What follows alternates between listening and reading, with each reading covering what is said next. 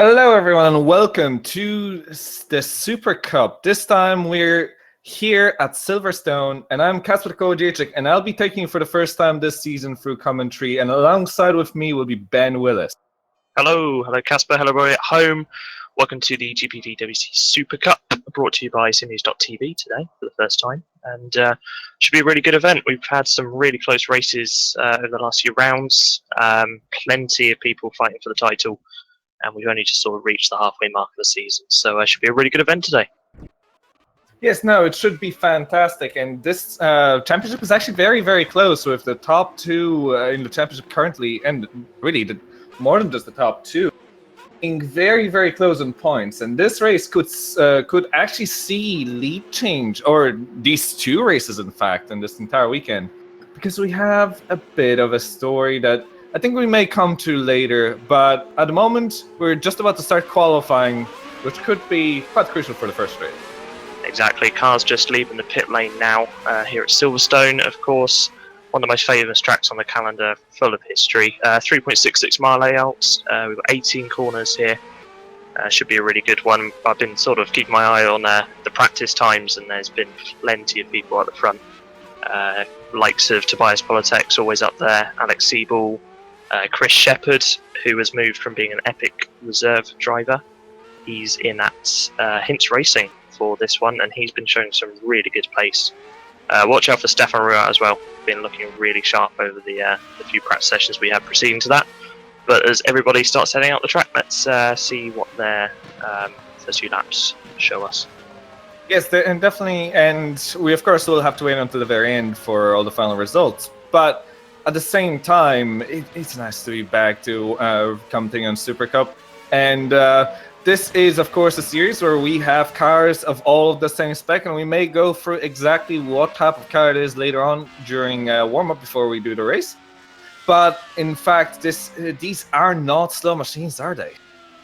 No, they're extremely quick, very light cars as well, and heavily aero-dependent. I took one of them for a few laps earlier this morning whilst I was helping out my team that I manage in this, and they're really, really crazy things to drive. Just they're so light, so quick, you can really chuck them into corners and feel the wings providing all the downforce on them. And it makes for some great racing as well. Being a spec series, it's heavily down to the driver and the limited setup changes they have. And of course, Super Cup, we have two races. We have a feature race for our first one, which today is 30 laps. That involves a pit stop because we have two tyre compounds. We have a soft and a hard tyre. And the second race is our sprint race. That's 17 laps, so a little shorter, and you don't have to make a pit stop there. So the first one's always really good. We get a bit of strategy involved, and the second race is pure. You just go out there and drive as fast as you can. So should be interesting to see what we get. Yes, it should be absolutely fantastic, and of course this is it's not unique with a two-race format. We also have done Formula Challenge, which we had yesterday. Yep. But again, these cars are quite a bit different, and our drivers are on their first time lap. Pretty much everybody came out at the same time, so we do get a little bit of we did have a bit of a hold up as people prepared and tried to get enough space. But with people so close, we may get some trains going, and we may get some people to have to abandon their laps because of traffic. That's true. It may also help here though for slipstream. We have two massive straights here at Silverstone, Hanger Straight and Wellington, where the slipstream from a car ahead will give you more top speed and could actually help that lap, as long as it doesn't compromise you into further corners. I'm just noticing on the live timing, actually, we have two cars out there who are not on the soft tyres for qualifying. And that's Matt Strand in the Satellite Racing car and Edward Vitala for Racing Team Stroton. And that means they will have to race on that tyre as their first tyre. So both of those guys will be starting on the harder compound. Meanwhile, we've just got our first times coming through. Chris Shepherd is currently at the top with a 1:37.1, only to be just beaten there by Stefan Ruat on a 36.6. Now, those are really, really good times, and from what we've seen, 1:36.5, I think this was the best we've seen so far from Stefan Ruat. And these are very, very fast times. And just to get back to the tires, we have discussed the tires in our about Super League at Our day SimNews. job. At our day job in SimNews, and and we have discussed how this track is indeed a very, very heavy track on the tires in terms of it can cause overheating issues, but I think it's the same idea as we're going to be seeing tomorrow as well. The hard tires, the soft tires may overheat through the corners on a single lap, but it's not enough to slow them down enough for the hards to be quick enough, because as we can see at the moment, 1:39.5 is the quickest time on the hard tire, and currently the slowest time on the soft tire is 1:38.5. So that gives you a bit of an idea. But on the other hand, in the race, they may last a lot longer, because going through Maggots and Beckett's on soft tires is extraordinarily hard on the tires and the tire wear. Yeah, the nice thing about the soft tyres in Supercup is they're a little more progressive than our Super League counterparts. They hold their life for a little longer, so you can get some decent quick times out of them for a little longer. But when they do go off, they are pretty poor. So expect those soft runners will be coming in around the lap 13-14 mark, I'd say, and then doing the rest on mediums. We may see a few stretch it a little longer, and that's the advantage of starting on the mediums. You can get through all the traffic, go a little longer on your first stint, and then end on a really quick soft tyre. So it'll be interesting to see how that plays out. Meanwhile, Fournier for Epic Racing has just jumped up to P5. He currently holds the fastest third sector, actually, with a 26.9 through that sector 1. But it's still out at the top on that 36.6. We know he can go a little faster, so interested to see if he will. Yes, although something very interesting, here we can start getting into the championship standings a little bit, and maybe a bit of theorizing before we even get to the race. So Jason Muscat, who's currently our leader, is in 8th place, and he has a little bit of a problem in terms of what he'll have to do this race, because he indeed has a back of the grid penalty. Yes, he has a back of the grid, and that was for cutting the track back at Canada. Here at GPV, we do have a rule where you're allowed up to 2 full tyre contact patches over the white line at the edge of the track. If you have a third full tyre over, it's deemed as exceeding track limits, and you'll get back of the grid, which I know Jason Muscat has. Who else has them, Kacper? I assume you have the penalty list in front of you. I actually may have closed. Oh dear, it's right, I've got it up. We have Mike Quint has a track limits penalty, so does Matt Strand, who is one of the medium tyre runners, so maybe explains his strategy there.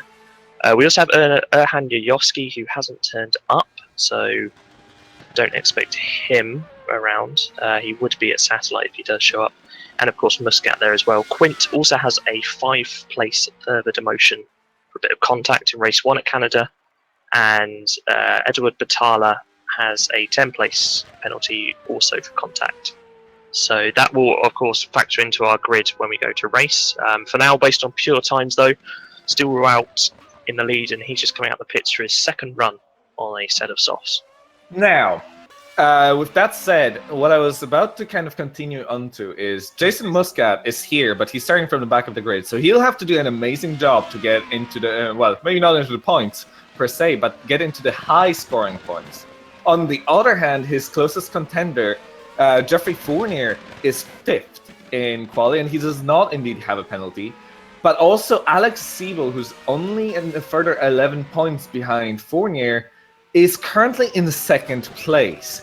Now, is that enough to possibly challenge, maybe not for the lead of the championship, but possibly for a very close battle going for the championship lead in the second race? I think it could be enough to definitely challenge there. I've just had our amazing cameraman, Mr. David Fidock, just tell us in our ear. Dennis Jordan has a purple Sector 1 on a 26.9, and it's a personal best second as well on a 41.6, so we'll have to keep an eye on him. That's very fast in comparison to some of the other drivers I'm seeing, so it is very possible if he keeps going on the final sector. That's a good time. Sorry, he's just crossed the line on a 36.7, so he jumps up to P2. By 0.003 of a second in front of Alex Siebel, in fact. It's very, very close up in the front. Yeah, really fast time. Going back to your point, though, you are right. This will create a brilliant little mini episode of our title fight, shall we say, for race 2. I I guess for Jason Muscat, it's all damage limitation in this first race. If he's going to be at the back, okay, it's a smaller field than usual. We have points down to P15 and we have 21 cars here. So it shouldn't be too hard for Muscat, who's a fast driver, to get up into the points. But it's just going to be damage limitation, really. If he plays a strategy right, he could be up a lot higher. So we'll see how that one goes. Meanwhile, though, I must have been talking. Alex Siebel has just jumped to the top of the timing sheets with a 36.4. So that's the fastest we've seen all night, really. That's an incredible time. Yeah, brilliant lap there from the Multiforce GP driver. He actually only had the purple sector in the final sector. Yeah, so there's time to find there. This next lap he's going a bit slower though, at 28.0 in that first sector. So he won't be improving this lap, I doubt. But nevertheless, really good lap there. Yes, also for, and I presume a lot of us actually watching here do watch GPVWC regularly, but we also have a rule where we do have to make our way back to the pits before we go out for another run. We cannot just escape off of a track. So that's sometimes you may see drivers do very slow laps, and that's just because they're coming back into pits, like as if they would in real life. That's indeed what Dennis Jordan has just done. He's just shot straight into the pits on the exit of Stoke Corner there. Wesley Stefano's also in the pits, as well as Matt Strand. So they will be, well, they got 4 and just over 4.5 minutes, so plenty of time for another couple of laps. Just to let you know, Jeffrey Fournier has done not his best time in the first sector, but still fairly very quick. And then a purple sector in the middle sector. So Jeffrey Fournier, one to watch at this very moment. And he's just second. Jumped up to P2. Yeah, brilliant lap there. So that's a purple second and a green third sector. So green meaning it's a personal best, purple meaning it's a session best. So there's still a bit of time there. He's very close to pole, which is still Stefan Ruaut. What's that? 1300ths of a second in it, so really close. Incredibly close, and actually the top 3 drivers, because we didn't even mention Ruault really, because he jumped Siebel. We actually have top 3 drivers within 34 thousandths of a second. That's totally true, actually. I read it out and totally didn't realise that Ruault has just jumped to the top on a 36.426. So that's, again, fastest time of the night. We're going to expect to see faster times towards the end of the session. Of course, with it being R-Factor 2, the track's constantly rubbering in, getting warmer on the racing line. The track's just evolving and getting faster. So at the next 3.5 minutes, we should see a good flurry of times, hopefully. You know what this actually signifies? This battle for championship is going to be, or for the championship to lead this race, seems to be brewing so well. Oh, definitely. Jason Muscat now P5. It's a really good effort. Okay, he's got a back of the grid, but that's still a good effort on paper in terms of pure pace. Boya Milan is one we haven't mentioned, actually. P4 for TG Racing, car 69. Solid lap there on a 36.7. Really good. Dennis Jordan there, P6 now. Dewey Tapper for Zederick, P7 with a 36.9. Another good time there. Yeah, there are a lot of very close times, and honestly, the top 9. Well, actually, to be honest, they're all. You see that the times are so close everywhere, essentially, that it's hard to fit anywhere in between, and a small improvement can lead to a lot of places being gained. I tell you what, that's all right, Mr. Cameraman, who's just whispered in our ear that Boya Milan, who I was just about to mention, actually, purple sector 1, he's up on pole with a 26.8. He's just come across the second split onto the hanger straight for a 41.5. That's a personal best. It could be a pole lap. This could indeed be a pole lap. Oh no! He's gone wide out of stone, crossed the line, and that's going to be a invalidated time. He backs off, coming into Club and Vale there. That's a bit of a shame because it was a really good lap. And he's going for another one, so he's not actually pitting in for a new set of tires. He's only got time for one more. Well, 2 if he pushes it, if he has the fuel. Yeah, but then again, I at that point I think his tires will be cooked. That's very true, actually. Well, we're going to see he's coming into turn 3 now. A little bit of a lock-up into 4 through the loop. Nice, clips the apex. Now onto the Wellington straight. Let's see. Yeah, it may have done, but we shall see as he comes into the DRS zone and see what he comes across the first sector. A driver that's improving also is in 17th place, Jared Battaglia. At the moment, he's on his personal best lap. Nothing too major, but he is improving. Yep. Milan came across with a 27.0, so nothing special, not a personal best either. Meanwhile, I've just noticed on our YouTube comments over on the Sim News page, we are streaming to two YouTube pages today, the GPV1 and Sim News. Over on the Sim News 1, Dewey Tapper has just messaged to say he ran out of fuel in qualifying, hence why his P8s are not improving and in the garage, which is not the best. So just as we mentioned, you have to get back into the garage to come back on track. So that's unlucky for Dowie, but you know that's one of the driver's jobs, and I know should know that very well because I have had that happen to me nearly in a 12-hour race. Not always the best, is it? No, I had to make half a lap, or I had to make about 1/10 of a lap of fuel last me about 2/3 of a lap, and it did. Oh, apparently we have Stefan Ruold on an improving lap through Sector 1. Let's keep an eye on that. Tobias Polosek is also improving. Personal best, Sector 1, that's P10 there.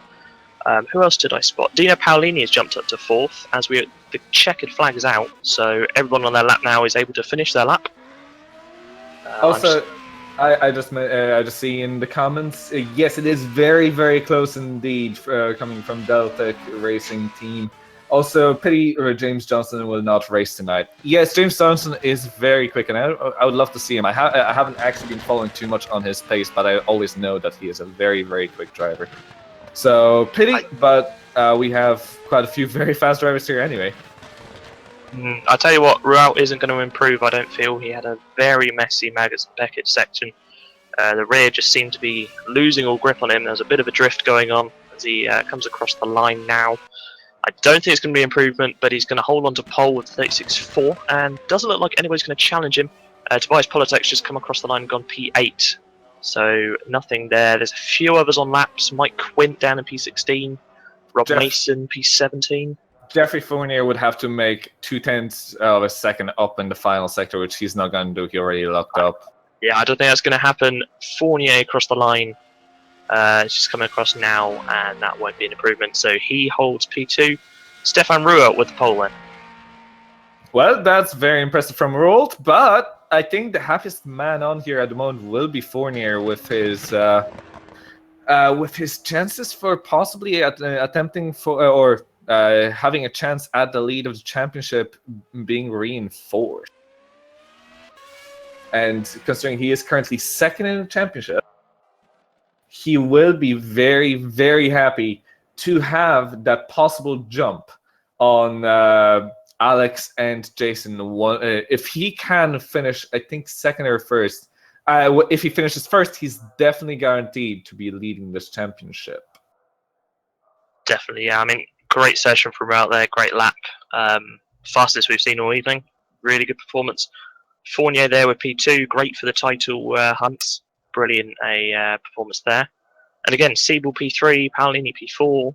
It's sort of as we expected at the top, really. All the fast guys up there. I tell you what, a little disappointing from Tom van der Voort and Antonio Hrelovic for the Drake guys. Would have hoped to see them a bit further up. They're down in 12th and 13th, respectively. Also, Chris Shepherd didn't seem to get a decent lap in on a 36.9. I'm pretty sure we saw him faster in practice. He's down in P10 for hints, so... I'm not sure if we actually seen him faster. We have seen him on low 37s at the very least, but I'm not. But what is kind of disappointing is one of our race winners from last time around, Tobias Polosek, is only 8th. That's very true. But then if you look at the times, actually, I've just sort of looking through it again. Between 1st and 16th is 1 second. Which, when you look at it that way, that's pretty good going for the grid. That's going to make it really competitive going into the race. Yeah, nice and close. Yeah, and between the 1st and the 10th, we have 0.556 of a second. So, I mean, that is a close qualifying I've ever seen one. Yeah, nice and close. One thing we should point out today, actually, we do use real weather within rFactor 2 through various special tools we have, and the track temperature 25 degrees and nice and sunny out there. So it's going to be A little tough on the tyres, really. It's a bit hotter than usual here in the UK, so will be interesting to see how those soft tyres fare up, really, because it's going to be really hot on the track. Also, one driver that actually kind of disappoints me is Wopke Hoekstra in 11th place for a driver who we know that it can be very, very quick at times. Quite disappointing. That's a fair point, but then again, when we see that it's so close over a second, it's all going to be down to the race and to your strategy and whether it all just falls correctly, really. So Ben, let's talk a bit more about the cars, perhaps, because it is the warm-up and we have 5 minutes to kill. So let's see. So yes, these cars are technically branded as Renault, but tell us a bit more about them. Yep, so it's a Zytec-created 3.5-litre V8 engine that produces about 530 brake horsepower in something that doesn't weigh much at all. I don't have the weight figure to hand, but I guess around sort of 700-800 kilograms. So it's a lot of power going through it. Makes them good fun cars to drive. Very reliant on aero grip. We've got sort of big front and rear wings here. We're running the high downforce package for these cars. There are 3 downforce packages. We only have one available to every driver this season at every track, and that's the high downforce one. Going through a 6-speed sequential gearbox, Brembo carbon brakes, and a Dallara built chassis. So a nice, good spec car for our middle tier here at GPV. It's a bit of a challenge for the drivers, but they all have good fun with it and produce some great racing. Yes, and so we have a bit. We may talk for you for a lap here at Silverstone in these cars in a second. I just need to find a driver who we can. Chris Shepherd, who's just coming out the final corner. Yes, so let's go with Shepherd, and let's go on board with Shepherd, although he's batting a little bit. And coming down the start-finish straight, he comes into the first right-hander, which is basically full throttle. And going into the going left into the left. This could be a very good spot for overtaking right into the third right-hander, which is a bit like second gear, and going straight into basically what is a left-hand hairpin, going onto the first straight where we have DRS. These cars do indeed have DRS, which I hope you have mentioned. It was kind of away. But after the long straight, which is a possible overtaking zone, into a very fast left-hander, which sets you up onto the all start-finish straight. I'm terrible with corner names, so Ben, you want me to take over? It's fine. So that's exiting Woodcote out onto the old pit straights. Another good overtaking opportunity here into Copse. This is pretty much flat in these cars, providing you can get your line right. Shepherd does quite exquisitely.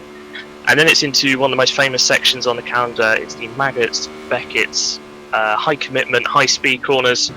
Then into the long right-hander of Chapel. Get your exit right and come into the second DRS zone onto the Hangar Straights. Another great overtaking opportunity up ahead. Plenty of slipstreaming down here. I expect to see some aggressive defending as well. Into Stowe. It's about a 4th gear corner. Really relying on the wings around here. Shepherd goes a little wide onto the AstroTurf. Then it's into the final complex, into turn 16 Vale.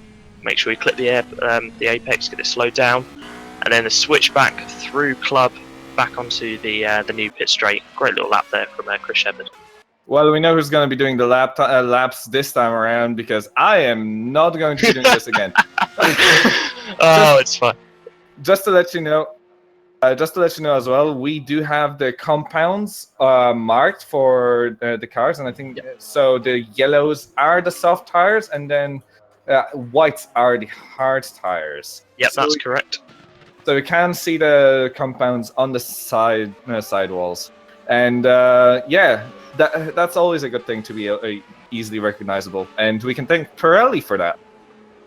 I mean, they're totally not Pirelli tyres, but we can thank them for that, so it's fine. I know what you mean. They did start the whole process. I think, was it 2011 when they took over the F1 contract? Yes, yellow tyres are the soft. They're the faster compound, but they're going to wear a lot quicker, especially here with the high track temperature. And then your hard tyres, a lot slower, but will last a lot longer. And as we've mentioned, drivers have to use both of them. So we will see both on all the cars. Yes, so I think this is, or I presume one race has a required pit stop and the other doesn't. That's correct. So first race is a required pit stop, and usually we see one stop. We have seen a couple of drivers try and do a two-stop, basically taking softs for those first two stints, thinking that they're a lot faster, and then use the mediums for one lap right at the end just to get them out of the way. And it hasn't always paid off. Always an interesting strategy, so I'll keep my eyes out for that one. But mainly it's a one-stop, soft and medium deal. As we come to the end of warm-up, which is always handy. Yes, and we are coming towards what may be the most exciting, or maybe the most chaotic time of the race. Should be interesting. Oh, so should we pick who we think's going to win? Because I think there's plenty out there who have a chance of winning it. Oh, please go ahead. And as we have David Fidock mentioning Stefan for the race win. Solid choice there. It is a solid choice indeed. Ben? Oof, tough one. I fancy actually Dino Paolini from P4. Ooh. I think if he gets his strategy right and makes the clean passes, he's shown good pace and but there's plenty there who can win it, but Dino Paolini for me. I'm honestly split at the moment, but I think I'll vote for Jeffrey. Jeffrey Ford, solid choice, P2. Yeah, it was between him and Alex for me. So we'll see how we do. We all have, to be honest, this is so good to be for three people to have three complete different opinions, because this one of us will be right. It's fine. And then suddenly Alex wins. No, it's going to be really close though. When you've got the grid, well, down to P16 covered by a second, okay, regardless of grid penalties, it's going to be a really close race. Should be some really good action out there. Right, and as we have Deltec team also congratulating Stefan in live chat, in the chat on the GPVWC live stream currently, and yes, we also they're also very quite happy for Johan Lindberg filling in for James tonight. So yes, he's a bit further back, isn't he? But so then again, he didn't qualify, so he will be starting at the back. He may be ahead of the back of the grid. We'll have to see how that works. But he didn't set a time in qualifying. Does give him free tyre choice though. So we'll see what he does. That could be an advantage, to be fair, especially if he was thinking of going for hard tyre at the start anyway. Although, isn't it always a bit of a risk going for a hard tyre at the start? It's one of those alternative attempts at possibly gaining places later on in the race. But then again, it's always a risky thing because you have to actually overtake people at that point. It's a risky move, and I have to say I haven't seen any of our leader group do it. So I don't know. We'll see.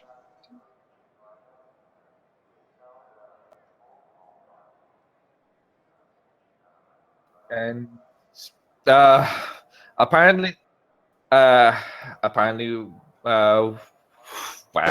somebody jumped in the last race, was it? From basic back of the grid to P11?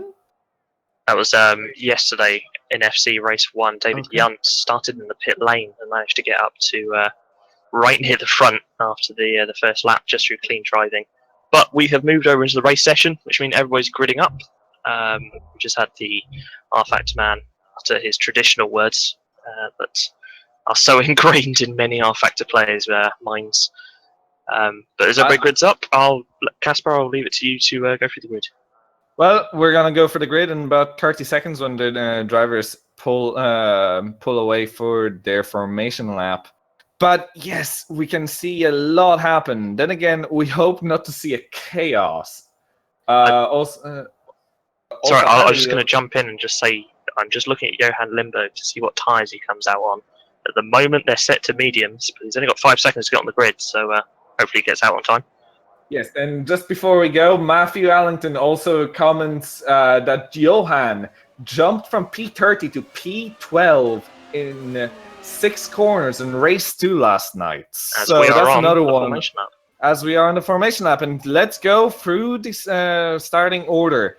We have Stefan Ruolt on the pole, followed by Jeffrey Fournier in second place, Alex Ziebel in third, 4th place for Dino Paolini. Then Borja Milan, also a very fast driver. Dennis Jordan in 6th place, very good. Tobias Bolocek, maybe a little bit disappointing for the race winner from last time around. David Kacper in 8th place, considering he did run out of fuel. That's very good place in qualifying or on the grid. Then we have Chris Shepard in 9th, Wopke Hoekstra in 10th, also a big name. Carlos Fernandez in 11th, Gerard Batalla in 12th, Antonio Kreljanovic in 13th, Tom van der Voort in 14th. In 15th, we have Rob Mason, 16th, Wesley Stefano, 17th, Terence Grech, who is maybe a little bit disappointing from what I've seen from him in Formula Challenge last year at the very least. With Eduard Batalla in 18th place. I'm not sure if they're related with Gerard. Jason Muscat in 19th. Oh, they are? Okay. Mike Fint in 20th, and Mike Strand in 21st. Aaron Yayovsky from 22nd. That's a little bit disappointing from Yayovsky to start from this far back, but I presumed he didn't qualify. So, yep, Yayovsky didn't set a time, but is on the grid, and Lindbergh is starting from pit lane. And Lindbergh is starting from pit lane. I think Yayovsky actually had a penalty. Yep, that'll be why then. Yes, he didn't even bother to qualify because he, the same as Jason Muscat, had the back of the grid, but because he didn't even set a time, he is from 22nd. And as the leading car just comes through Club, the last few corners now, just to mention, Batalla, Strand, Yayovsky and Lindbergh all out on medium tyres. So they're your medium tyre runners, the rest on softs. So basically back of the grid, they don't have anything to lose really. Muscat has so much space that I presume he will be attempting to beat. He's gonna be attempting to beat everybody on the same tire as we are preparing for the race start. Last of the drivers are setting themselves onto the pit or onto the grid as we have for first light, second, third, fourth, fifth. And here we go, the start of the first race. As we have a bit of a mess in the back of the grid, hopefully we're going to go through the first corner without too much of an issue. Drivers going a little bit wide. No, that's just a lag. Everybody coming fairly okay, but we have a crash. We have a driver who couldn't make it quite through the second corner. Batalla. We do have one of the Batalla brothers, I presume? Yep, it was a relatively clean start, to be fair, though. Fournier is holding on for dear life from Siebel, who was all over him through turn 3. Just dropped back a little further now. There's a little battle there for P6. Jordan up the inside of Tapper. Can he make it stick? I think he does. He's just got his nose in front as they come to the old pit straight. Otherwise, everything is relatively line astern. Yes, I thought when we were going really quite scattered through the start that we're going to have a bit of more issues, but we only seen Gerard basically spin out. I didn't think he even picked up any damage, but that was very close to hitting the wall, and unluckily my R factor decided to lag a little bit, so it looked like a lot more drivers went wide than they actually did. So at the moment... Rob Mason's just pulled off. That's at Beckett's, and he's lost a load of time. He's dropped all the way down to 22nd. We also have 7th place battle between Hoekstra and David Tapper. We had them side by side, and right behind them we have Tobias Bolocek and Chris Shepard also going side by side as another driver gets pulled wide. Actually, teammates and the team you're managing, in fact. But, oh god, don't get me started on that one. But yes, the P10, sorry. Shepard is defending around the outside from Polozek. He's going to try and get the inside into turn 1. Van der Voort is looking in the background. Well, please don't go 3 wide. Oh, it's 2 wide. Van der Voort's going to lose out contact between both Drakes as Herelevic slips down to P13, P14 even. Fernandez just managed to squeeze past. A little unclean there through turn 1. Yes, so Drake being managed by yourself, I think this is a bit hairy for you at the moment, isn't it? They're trying to give me a heart attack, I think. Yeah, battle for the lead as Ruaut loses it to Fournier around the outside, the end of the Wellington straight there. Nice little move from Fournier round the outside into turn 6. Ruaut's going to have to work quite a way to get that one back. To be honest, Fournier was really close on the back of the Ruwald for the entirety of the previous lap, and now he's going to be trying to pull away if he can, but who knows, possibly Ruold may come back to bite him and try to take back the lead. This is going to be fascinating stuff. Whilst you're watching that P7, Kacper again defending from Hoekstra into Maggots and Beckett. It's pretty much one car astern through here. There's not really two lines. And Hoekstra just struggling a little bit in the dirty air from Kacper there to hold on. Now watch down the straight, see if he gets the slipstream. DRS will become active at the end of the next lap. Kacper went a bit wide, so Hoekstra is going to be on the very back of him, maybe going for a move, but no, he backs out of it just beforehand. Thinks better of it, because this corner indeed is ultra difficult to overtake and ultra dangerous. Hronovic's got past Fernandez for P13, so Antonio Hronovic trying to regain a few positions after the contact with his teammate Van der Voort there, still sitting in P11. Meanwhile, battle at the front, 7 tenths in it across the line. Ruout just starting to slip back a little for Fournier, who's really trying to pedal down. Little lock up into turn 3 though. Yeah, I'm seeing Fournier making small little mistakes, so possibly, even if he's pushing a bit more now, he may be losing his tires by the end before the pit stop. So, to be honest, we will have to see with Fournier, but at the moment he's doing a very good job out there, making his gap even larger. And at the moment, Ruold, I think, has more of an issue with Alex than with Jeffrey. I'll tell you what, DRS is now active as we're on the 3rd lap, so expect to see that out of turns 5 and 14. That's your DRS zones for today. Meanwhile, they're relatively line of stern at the front. Fournier now has a second gap over Ruout, and that's just enough to keep him outside of DRS range. As we have a bit of a battle in the back between Yayovsky and Strand, we have 3 cars basically side by side. That's Quint, Yayovsky and Strand, isn't it? Quint right in the middle into turn 9. Oh, they just make it one by one. Now there's a 4th car joining as Rob Mason goes around the outside of Yayovsky on his climb back up the field. This may be for the back positions, but we have some very quick drivers right here. Yayovsky is not exactly a slow driver at all. Yeah, P7 still going. Hoekstra still keeps looking into Stowe. He's going to try and make a look now into Vale. He's a little far back. Thinks better of it. Honestly, it's so many battles at the moment that I don't know where to look. It's hard to look, isn't it? There's so much going on. Plenty of slipstreaming. I'm going to have another look again at the Strand Quint Mason battle at the moment. They're still all very close together. Mason may have a run on Quint here actually into turn 1. He's in the slipstream down the pit straight. That's P20 we're looking at. Quint just defends. I suggest looking at Kacper and Hoekstra again, because they're still very close, going side by side on the straight. Hoekstra may have him actually into turn 6. No, no. And Kacper goes wide. And then behind them, they have to watch for Chris Shepherd, because he's not very slow either, and he's there waiting for a mistake from either of those drivers. And it's such a very close battle, and is Hoekstra going to try for an inside? I think he may do into Cops. This is going to be brave. They're going too wide into Cops. Oh, there's a little bit of contact, but they're okay. They get through it unscathed. But then Shepherd side by side with Hoekstra coming into Maggots and Beckett. Are they seriously going to try this move? Shepherd's just got through, but he's offline slightly, and he's going to have to slow down. There's a car off in front. That's Boya Milan's gone around, and Hoekstra, almost hit him.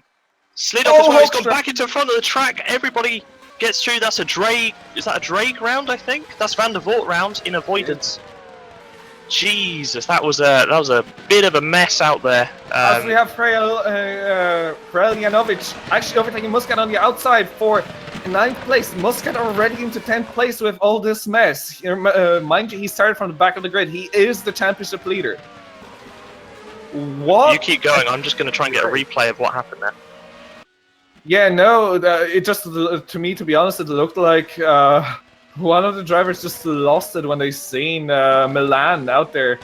But we have the first retirement of the race, by the way. Yayovsky is out of this race. So Milan lost it on downshift, actually, through turns 13, just after Beckett's, and that made the car oversteer. After that, he was a bit of a passenger, really, and he starts sliding across. And then sort of rolls almost back into the track. Hoekstra follows him off, I think, in avoidance. And then as Milan rejoins, Van der Voort sort of has to scatter onto the grass, loses traction there and spins across. So a little messy there. You know, this race is actually very exciting, and it actually made me raise my voice, which is crazy. That's good. Meanwhile, at the front, Fournier now has a 2.1 second lead over Rout. He's absolutely flying there. Really putting the pedal down. Seabull P3. You know who's also flying is Chris Shepard, who's on the very back end of Dowie Tapper now. Going through Magnus and Beckett. He nearly drove into the back of him. And is he going to have a better run on the straight? He did. Well, Tapper did hit the grass a little bit, but I think Shepard is a bit too far. But then in front, Tapper is also attempting to go after Jordan. So this is all a massive three-way battle, really. So one of those drivers makes a mistake. Like, Jordan goes a bit wide. We now have 3 cars, basically nose to tail. And it's going to be an amazing battle for a while to come, I'd say. I tell you what, they catch up to Dino Paolini in 4th there in the Mazurek car. The problem is with these 3 is they're all getting DRS, so there's not much of a slipstream advantage down the straights, which is why we're seeing them hold station. It's really through the corners. As we have the first of the pitters, we have Eduardo Batalla actually in on lap 5 of 30. That's really early. I'm just going to check if it's damage. Doesn't look like it. He was on the mediums as well. He's just gone onto the softs, so bold call if he thinks he can get the softs to the end from now. As we have Tapper attacking Jordan on the outside of the first. Is this the hangar straight, the new one? I can never remember. That's again. Wellington. Wellington. Okay. Learn your track, Kacper. Sorry. But that's fine. He did try and go around the outside of turn 6, but was a bit offline, so couldn't really make it work. Now up on the run to Cops. Still line astern. You're not really going to get a move through there. Oh, Tapper has a little bit of a moment. But then again, so does Jordan. It looked like a little bit, maybe. They're both getting loose on the inside curb into turn 9. Just it's a bit of a thing with these cars. They have a very stiff front end setup, which means when they ride the curbs, they just sort of lose track. Oh, Tapper made a mistake in going on the grass. Shepard now really just behind them and already side by side. They're going to go into Stowe side by side, are they? Oh, he's not backing out this time. Shepard going for a move. Contact. Tapper gets loose on the outside, still keeps going off track, still attempts to possibly make it stick. Shepard goes sideways into a corner and makes it stick. Tapper now losing a position and Shepard into 6th.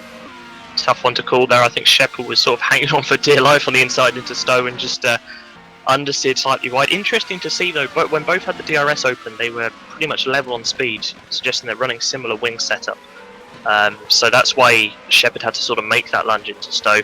Tapper is coming back at Shepard though through turn 4 as they head on to the Wellington straight. So now we have Hoekstra being attacked by Milan side by side onto the Wellington straight. Yep, both are recovering, aren't they? So that's 2 wide as they come into turn 6. And Hoekstra's going to go around the outside. Brilliant move. Made that stick really well. Milan thought better of it, to be honest, because I think he was the one who was trying to make the run on the Hoekstra in the first place, it looked like. Yeah, so great defense there then from Hoekstra.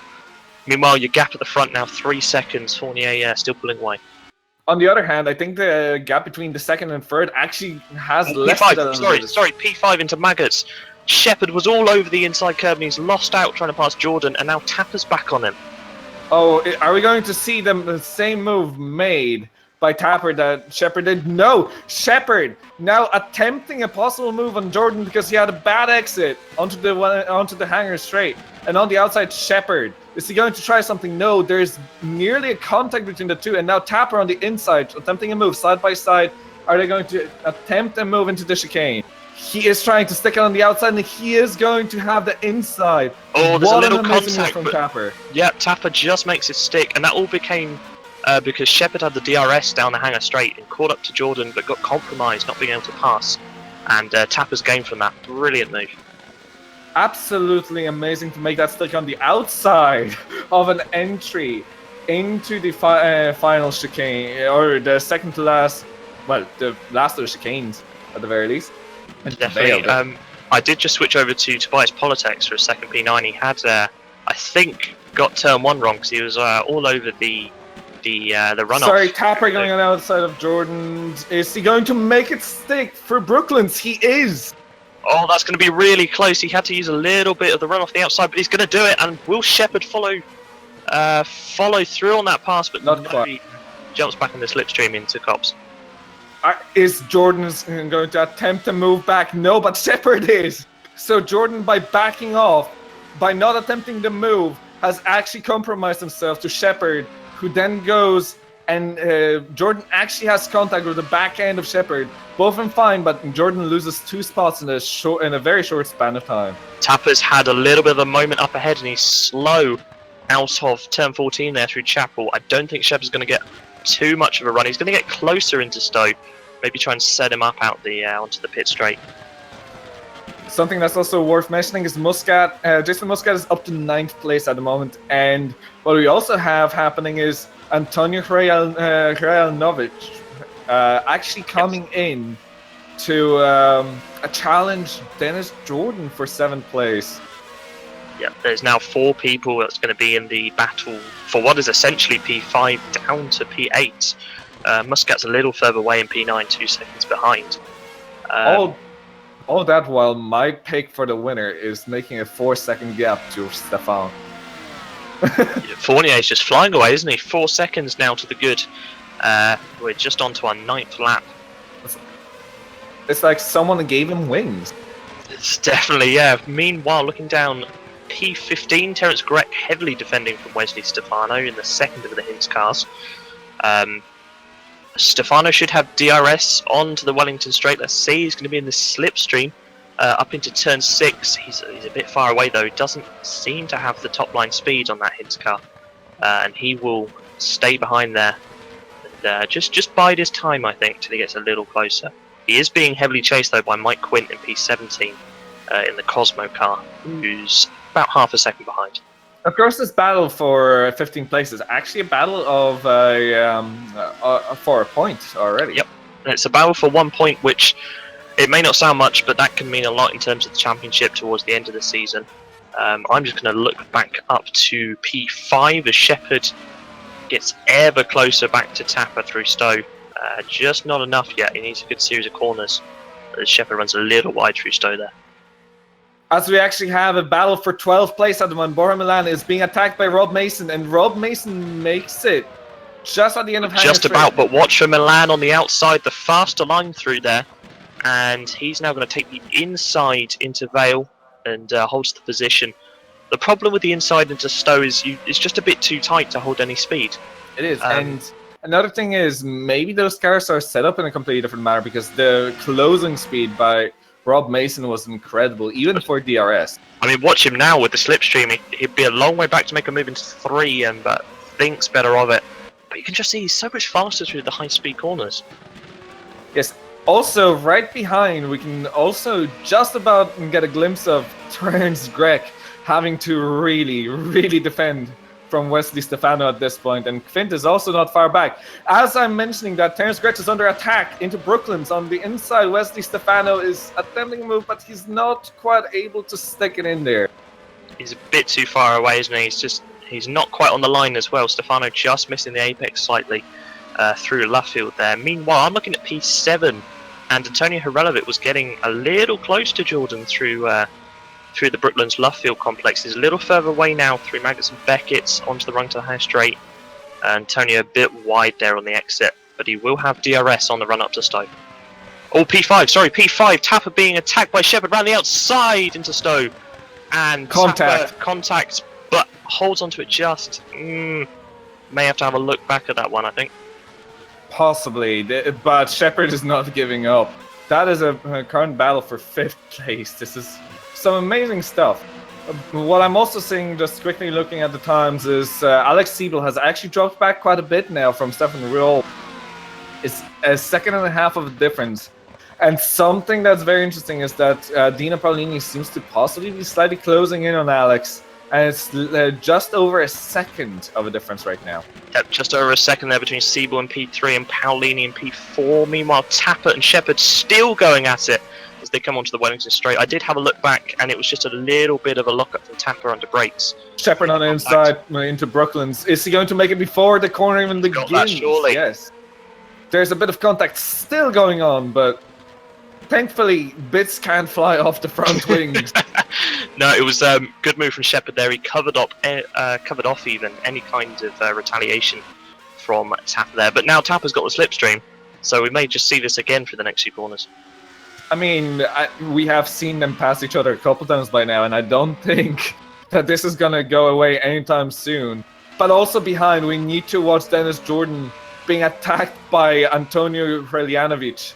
They're so very close, and Hreljaninovic just getting that bit of a better run from Maggots and Beckett's, possibly.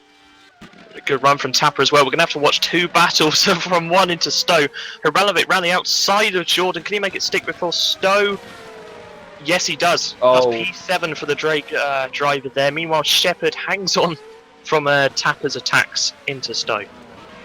This is some incredible stuff, and now Tapper is not just going to have to try and attempt to attack Chris Shepherd, but they're also going to have to watch for the Drake driver. This is so. This is getting really, really tense, and it's really surprising because the cars are nearly like magnets, trying to just drag everyone into battles. This is some great racing. So, Ben, I don't think you can be too unhappy at the moment with Antonio. No, he's doing well. It's a good comeback there. I'm still looking at Shepherd Tapper, because Tapper just edges closer down the Wellington Straight into turn 6 there. But nothing doing. I was just about to say, actually, there's a second and a half covering P5 to P8 at the last split. So they're really sticking together in that sort of pack formation. It's almost a bit reminiscent of like IndyCar pack racing, because they keep drafting past each other down the straights. Oh, as Quint just went alongside of Greg into the Brooklands and actually goes past. So that's Quint P14, is isn't it? Yes, P14. And meanwhile, Mason is defending from Boyer Milan for P12. Milan there on his comeback after sort of spinning out from about P4, I think, in the TG racing car. He's going to have to use the slipstream. He's going to lose a bit of downforce from Maggots and Beckett's, though, because of it. That dirty air generated by the aero from the car in front. Mason doesn't have the best of exits, and Milan should have DRS, so let's see if they do anything into Stowe. Also, just in the meantime, we have lost the second driver of the day, and that's Wesley Stefano, after retiring after 10 laps. Nothing doing there for Milan. He was a bit too far back on Mason. Meanwhile, P7, Hreljaninovic is all over the back of Tapper now through turn 1 and 2. Will he make a move into 3? It's going to be a late lunge down the inside. Leaves his nose in. Oh, there's contact. Oh, Hreljaninovic actually spins out, but that was a very ambitious move, although Tapper did not exactly leave room there. I think he was just a bit too far back. It was a bit of a dive bomb there. He was, yes. And Woki Hoekstra is attacking Dennis Jordan on the outside into Brooklyn. So we have seen that move work before, and Hoekstra makes it work again. Watch the comeback though there from Jordan. No, he can't retaliate there. So that's Hoekstra's P7 now. I was just going to say on Antonio, he will fight back. He's been sort of the fastest of that bunch, but not good for his race. But also, I think we need to keep on watching Hoekstra because he is going to be under heavy attack from Dennis Jordan. You're totally right there. Jordan will have the slipstream and probably the DRS as they come over the detection zone there onto the hangar straight. I'm just watching Tapper up front, who's gone a little wide out of Chapel. And Jordan, he's a little far back from Hoekstra. He's going to have a bit of a slipstream and may look for a move later on around the lap. Yes, I have a certain feeling, though, that Dennis Jordan is not quick enough, although we do have a battle for P10 between Tobias Polacek and Antonio Hreljaninovic. He is very fast, and we have seen him being here only because of a mistake, and he goes on the outside of Vale, of the first corner. Polacek went really wide there, and I think it's going to cost him because Hreljaninovic comes straight up the inside into turn 18, and that's P10 for Antonio Hreljaninovic, the Drake driver there. Now watch Polacek to come back with a slipstream. That was a great move, however, and Polacek will have to do a bit of a dive bomb if he wants to attack, and he does attempt one. Yep, but now fair play for the room being left, but he's now going to lose it because he's the outside into turn 3, and that's just not going to work. But then again, slipstream and DRS for Polacek at this point. Is he going to be able to attack Hreljaninovic on the outside? We have seen this move work, and he's already in front by Brooklands. But now, is Antonio going to be able to hold it together? He is, but now Polacek has the inside. But this is so interesting to see these cars being as fast on the outside, if not faster, than on the inside of the corner. I think that what this is showing us is the difference in setup, because the cars that can hang it around the outside have that better aero grip. Because of the longer line, they can take more speed, use more of the aero. And I think it's quite plain to see that Tobias doesn't have his car set up in that way, and that's why he struggled to hang it around the outside. As we have the leader going into the pit lane at this very moment. That's early. That is early for a soft tyre, I'd say. I said P14, well, lap 14 or lap 15. It's lap, well, he's just coming over to do lap 13 now. So a little early, I'd say. But if he's going for maybe an undercut, try and get some clear air and try and extend his gap, that may work. To be honest, he had 6 seconds of a gap, so I don't think he's going to lose that on tyres just yet, really. Well, let's see where it comes out. Our camera just asked if they have to use both compounds. Yes, they do, and you're correct, actually, because Jeffrey Fournier's come out on softs. Now, is he going to do a 2-stop and pit right at the end for a medium tyre? Well, I mean, he has to, actually, because if he's done softs in the first stint, and he softs again, unless it's a glitch in terms of what's being shown, but live timing confirms it's soft tyres as well, so an interesting move from the Epic Racing driver here. He does have some cars ahead as well, so let's see if this strategy plays out. I'm not sure it's the right one. I don't think it's the right one either, but we definitely do need the two tires being used. It was also mentioned by the race director earlier on. So this definitely looks like either a mistake from Fournier, which I don't think is the case considering he is currently second in championship. Yep, or P10, sorry, battle into Kops, and that's Hranovic defending from Kołodziejczyk. Kołodziejczyk looked to the outside through Kops there, turn 9, but couldn't make anything stick. There's a bit of a gap now through Magnussen Beckett's. Yes, Kołodziejczyk definitely attacking here, and he seems to be a bit more stable through Magnussen Beckett's, but is he going to be able to catch up to Antonio? I don't think so. I think a little too far back, isn't he? Even with the DRS. He's got a bit of a run, but not going to be enough to make any move. Meanwhile, Shepard and Hoekstra in from 4th and 5th respectively, both trying to cover each other off. They're pretty close on track, trying to prevent each other trying to undercut.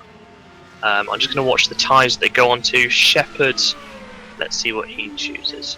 But Fournier has already hit traffic. He has hit Jason Muscat, so he has to deal with him quickly, otherwise he's going to start losing time. Right, okay, so Shepard stays on softs, exits P11. Hoekstra, P12, also stays on softs. Let's watch Antonio Hranovic, who followed them in from a little further back from about P10 he pitted in. Exits P17, also on softs. So what we are now seeing then is a 2-stop strategy for the majority of the guys. It seems like apart from Tom van der Voort, who's pitted in from way far back and instead has gone the medium tyre. So he's going for a 1-stop, maybe to gain back a lot of the time he lost from his spin earlier on. Try and get some places back that way. That's also very possible. It's very interesting to see because, to be honest, you'd think that they would want to go for the medium tires at this point. But it looks like maybe some of the front runners know that they just cannot make it go as quick as the soft tires, and they will lose just so much time that it's actually quicker to pit in on the final lap or two for that fresh set of mediums that is to drive an entire stint on medium. Yeah, it makes Mr. Fournier's strategy that we did question when he came in, makes it look a lot more believable now that the rest are following him. So, fair play. This could be a good strategy call here to run the quicker tyre for a lot longer and then change right at the end. Yes, and Muscat has been dealt with by Fournier already. It's a bit of, to be honest, dealing with Muscat on track is like a little bit of a, just this small little nearly shove. Hey, I'm gonna overtake you in the championship. Rob Mason pits in from P10, P8 he was after the cycle. He's going on to medium tyres, so he's 1-stopping. Pitting in just as he comes onto his 16th lap. So he'll be able to do that, no issues. The problem is, how much time is he going to lose? And can he gain it back from the rest having to stop again? So now, I'm kind of wondering about race 2 right now.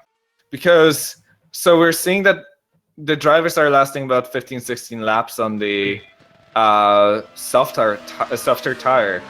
How many laps is the second race again? It's 17 laps, so they're going to be hard pushed, but they have to take those soft tyres to the end. It makes no sense to pit. Whilst you're talking, actually, our cameraman, Mr. David Fidock, did let us know the pit delta here is 20 seconds. And if you're on the medium tyre, you're losing 2 seconds a lap, roughly. So that's 10 laps could make it back. I think a 2-stop may be the correct decision then, if that data is true. I think that actually is the right decision in that case. Dewey Tapper in from P4. Let's see what he does as he rounds the very tight pit in here onto the obviously newly developed Silverstone pit lane. Pulls into his box, up on the jacks, changing those tyres. Was on the softs, and he will stay on those softs. So he's 2-stopping as well. And let's see where he exits. I think he may get away with exiting in P9. There's a couple of cars coming around now. He may slip down. He's battling for exit. He's going to join the P9 battle now. Hoekstra defending from Shepherd into turn 3. Oh, it's happening again. It's happening again. The more battles. To be fair, it was only a matter of time before these two came together again, considering they were so close before the pit stops. And I think it's going to take a lap before the Tapper actually heats up his tires. Anyway, as Shepherd makes a mistake, and now they're even closer. Yep, Tapper is all over Shepherd here. Obviously on those fresher tyres now slightly. Obviously Shepherd has pitted, but Tappers are just a little fresher. And he's too far back to do anything through Cops and into Max Beckett, so we'll try and set him up for the hangar straight. Also, Greg being attempted to be overtaken by Carlos Fernandez around Cops. So that didn't actually work out in the end for Fernandez, but Greg under a lot of pressure. So let's see who isn't to stop then. So Ruout, Siebel, and Pauline haven't stopped. Nor has Dennis Jordan. Which makes Jeffrey Fournier the first of the pit stops. Fernandez going on the inside of Greg, going into for battling for 14th place still, and he attempted to move into Stowe, but he couldn't quite make it. And as I'm talking, behind him is Krejanovic on the brand new tires. Yep, getting closer, using that fresh rubber just to. Well, he's going to be lapping faster than them. I've just noticed Mike Quint is into the pit road for Cosmo in the 39 car, and that's a fresh set of medium tyres, so he's 1-stopping there. He's probably going to exit, I think it'll be P18. Sorry, Tapper and Shepherd on the Wellington straight, and Tapper is getting a run on Shepherd and going side by side into Brooklands. That's inside. And he doesn't quite make a stick, but can he stick on the outside? We have seen this move work, but on more used tires. This time around, Shepherd does hold the inside well enough for Tapper to be behind, but there's still nose to tail. Yep, Tapper trying to use all the slipstream through there, but that dirty air is going to start hurting his tyres. He's not going to have the aero grip that he once did. That's for P10, no, really close battle there. Just to make a point on Fournier, he is within 10 seconds of Stefan Ruout, our leader, and everybody in front of him has not pitted, so this is working brilliantly for the Epic Racing driver. Very much looks like it as Tapper goes on the outside of Shepherd into Stowe. Can he make it before Stowe? He does indeed make it on. Oh, he's drifting! Is he going to hold it? Oh, he does! Sorry about that. Just about makes it stick while drifting. This must be one of the most hairy overtakes this race. So, sorry, I've just noticed Tom van der Voort has retired P21. It's showing up as an engine issue. He has no front wing either. So, as Carlos Fernandez comes into pit. So, as we have a battle for the lead. Yep, battle for the lead, and that is Alex Siebel has caught up to Stefan Ruout. Both haven't pitted yet. The depth they're going to those would suggest they're trying to one-stop, I guess. We're 19 laps in, so maybe Siebel all over the back of Ruout, trying to use that slipstream to close up into Maggots and Beckett. Obviously, he's going to lose a bit of grip here needs to set him up with a DRS out of Hangar Straight, really. Needs a good exit out of Chapel, which he is an okay exit. On to the DRS now. He's a bit far away, though. 8/10 is the gap as they run up to Stowe. So, Ben, here is a bit of a controversial question. The pre-2011 Silverstone or post-2011 Silverstone? Good question. I'm going to say post-2011 Silverstone. I'd actually be the same, to be honest. More overtaking opportunity. That's yes, why. and it just allows for that new section. May have there's one corner I absolutely despise, and that is basically turn 4, the hairpin, left-hand hairpin. Yep, the loop. Yep. But otherwise, every single corner is absolutely fantastic. I far prefer Brooklands in this setup because it allows for some amazing overtakes and amazing battles. As we have ruled under pressure from Alex Siebel onto the Wellington Straight, and they're going to be side by side into Brooklands, are they? Siebel on the outside. Is he trying to move for the provisional lead, or not for the lead currently? But he can't quite make it. It's for lead on track. Yeah, but he couldn't make it stick around the outside. Siebel just understeering a little wide, and that's cost him now on the exit of Woodcote. Whilst you're talking, actually, I did just notice P17 Mike Quint had a little mistake out of Chapel, turn 14 before the Hangar Straight. Shot straight across the runoff on the outside, and that's not going to help his tyres at all. As we have David Kacper make the fastest lap of the race on the fresh tyres. And somehow we missed Tapper overtaking Chris Shepherd. Well, they're still going at it, aren't they? They're going to keep swapping for a long time. I don't think we've missed too much in terms of overall position there. No. What is interesting me is Fournier is still holding a 10-second gap to Ruout without pitting. And now is in the slipstream with Dennis Jordan for P4 on the run-up to Stowe. He's got the DRS, goes to the inside. Jordan tries to block him. Nothing doing there, though, and Fournier will go, thank you very much, up the inside into Stowe, using those fresher tyres to hold the racing line. And that's P4 for Fournier. I think that's the reason exactly why Jeffrey didn't gain enough time on Stefan and Alex over the last lap. He was battling.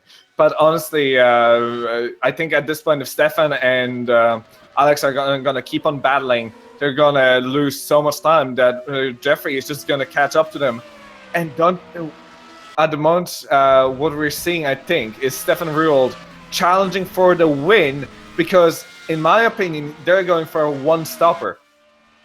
Indeed. I've just noticed our camera has just let us know Boya Milan has pitted, and he's currently P11, goes onto the medium tyres. And Siebel gets into the lead, and where does that happen? That must have happened... Brooklands. Brooklands. Yeah, Wellington Straight to Brooklands. Wow, this is... You take your eye off of this battle for a second, and something will happen. We miss it just like that. Yes. But you're totally right. Fournier needs 20 seconds. Shepard makes a mistake, by the way. Yep, that is from P10, isn't it? He's had a little mistake. P10, falls away a bit from Tapper. Gap is a second there. But you're totally right. Fournier needs 20 seconds over this lead group because he has to make the other pit stop, and I can't see him doing it at the moment. We've got 9 or 10 laps to go. Is that Ruout's tyres going? Because he is slipping away from Siebel there, and Paolini's really caught up as Paolini dives into the pits. That's interesting because it was the Ruold's tyres that were seemingly going, not Paolini's. Paolini trying the undercut. The undercut, really, but is it going to be enough on the harder compound? Or is the harder compound fast enough at this point to be able to overtake or do fastest lap times as Dennis Jordan pits in? Ruout's times are down into 39.8, so a soft tyre now would be enough to go faster, and I think we could see a genuine undercut here. Dennis Jordan also in it, as you say. He goes onto the medium tyre, so does Dino Paolini, sorry. Yes, he does. He is on mediums, so it's one stops from them. As Polottek comes right flying by Paolini, who just exits out of the pits, and I'd like to just take our attention to that battle for 5th place currently, which is Polottek, Paolini, Hoekstra, and then Tapper in there behind them as well. They're not too far away from each other, as Paolini actually lets Hoekstra go. Team orders quite obviously there. So that makes sense. Hoekstra obviously being higher up in the standings, so Wait, no, he's not. No, it's okay. That doesn't really make sense at all. But it's all right. We'll let it go. Hoekstra is on the softer tire. He may actually Hoekstra still needs to pit in. That's why. That's why. Right. Okay. What did I notice whilst you were talking? Gerard Batala has pitted. He's P16 now on mediums. He was followed in by someone else. Terence Grech, who has also gone onto the medium tyres, now P18. Dino Paolini's Ruau in from second place. Siebel stays out. So now we see if how Fournier's game is going to play here. By the way, Paolini's time on the hard tires is 140. He's losing time. Right, so that's not paying off as much as we thought, unless Ruau has a slow entry exit into pit. Or a slow pit stop. Ruau on the medium tyres. Or actually, that may not actually have been the lap yet. Sorry, it could have been Zen lap. It's probably Zen lap. That's all right. Let's watch them out of pit because Ruau is exiting now. And he's just going to get ahead of Polotczek and Hoekstra. Actually, now we're going to see the real pace of Paolini, but his first couple sectors weren't exactly fantastic on the hard tires, from what I'm seeing. But they may have been just still getting up to temperature. But at the moment, ruled under heavy attack from Polotczek and Hoekstra. Yep, under heavy attack. Muscat's also been in for a set of the medium tyres, as Ruau defends like crazy from Polotczek. And now Polotczek is having to defend himself from Hoekstra. That's P4. Hoekstra going to look to the outside into Kops. That's brave. That is very brave. And no, he can't. So Polotczek on the soft tyre, so is Hoekstra. They'll have to stop again, bear in mind. Ruau won't. Fournier does need to stop again, and he only has 10 seconds over Ruau. So this is playing out okay for Ruau at the moment, providing he doesn't lose loads of time. Oh, this is going to be close. I feel that Jeffrey may have misplayed his cards and should have. Honestly, though, do you think he was able to keep his pace like he was going at it? He was 6 seconds in front without pitting in for another set of softs? Because I don't feel like that was a viable option. He was just going too quick. I don't know. I think maybe he was going too quick to burn the tyres. Whoa, as P4 still, Polotczek really defending from Hoekstra into the final corner. Hoekstra had a look at the inside. I am noticing, though, Alex Siebel is still going around on the set of tyres he started the race with. So that's soft tyres. And, something's happened at P4. That is Hoekstra. He's passed into turn 3, but he's defending round the outside. Can't make that stick. Polotczek goes up the inside into 5 now onto the hanger straight. Now who gets the DRS? Who gets the DRS? Looks like Polotczek with that DRS and Hoekstra. They're equal into turn 6. And Polotczek's inside. Surely he's going to hold that. No. Hoekstra around the outside. Great move. Great move to defend. Amazing stuff from Hoekstra. Absolutely brilliant driving. Great bit of overtaking there. What I was saying before that, Siebel still out there on those soft tyres he started the race, and he is doing consistent 38.4s. I think he could go to the last lap and then change. He's still going a second a lap faster than Dino Paolini. I think there's genuine argument here that Siebel could one-stop this and just hang on to this. I know he comes in. He comes in. Why do I say that? Well, he's going to one-stop it anyway. He's still going to one-stop it, and he's going to have really fresh medium tyres. Let's see where this brings him out. Fournier is going to inherit the lead. I should have voted Siebel for a win. I think you should. My bet, Paolini is P7 as... Who was that just swapped? Tapper inside of Polotczek into Stowe. Tapper takes P5 again there. As Siebel jumps onto the medium tyres. God, there is so much happening. Now the question is, when is Jeffrey actually going to come in from the current lead? Because he still has to pit in. Has to be the final lap, surely. He has to get as much of a gap as possible. Siebel comes out P2 and has, well, that looks about 2 seconds, I'd say, over Ruau to P3. Now the problem is with Fournier is that he may finish, if it really is 20-second delta, in 8th place. In 8th place, you're not guaranteed to be reverse grid, as we have a battle for P3 between Ruold and Hoekstra still. And Ruold in front of Hoekstra, they went side by side through Brooklands, and Hoekstra kind of struggling with grip. No, what we need to do, well, what Ruat needs to do here, I'd say, is let the next 3 cars go because he's on medium tyres, but he's going to get the time back when Hoekstra, Tapper, and Polocek all have to stop again. They're all on soft tyres, Ruat's on the mediums or on the hard, sorry, and that's why he is losing so much time and having to defend. I think if I was him, I'd let them go and know that you're going to get it back in the pit stop later on. But you know who's the biggest winner so far? Oh, we have a spinner. Who's that? That's Hoekstra off. That's Hoekstra spinning in Beckett's. Oh dear, that's not good. He's down to P8 now, and those soft tyres are going to be a bit worse for wear. Just a little bit, and R Factor 2 really penalizes you for this kind of misbehavior, let's put it that way. But I think the biggest winner, and I think the current challenger for the win. Sorry, Polocek's in. He's in for his second stop. So Polocek going for the medium tyres to go to the end. I would have thought he would have tried to go to like the last lap to make this viable. Possibly. Unless he wants... no, I don't really understand that at all, really. No. But, Shepard closing up on Paolini for P5. But yeah, as I was trying to say that for about the millionth time now, Alex Siebel is the biggest winner, I think, out of this whole debacle, because I think at this point, Alex Siebel is easily going for a win. I think you're right there. Ruat just isn't showing the pace that Siebel can on these medium tyres. Siebel on his first proper lap, really, that isn't an out lap. Ruat did a 38.7 last time around, so not bad pace on those medium tyres. Fournier, however, is only doing 37.8s up front. He's not gaining the gap he needs for that extra pit stop. David Tapper is attacking Ruat at this point, and David Tapper doing amazing work, having the fastest lap of the race last time around, and he's going to attempt to move on Ruat, who's on the harder compound. Tapper still needs to pit in, mind you.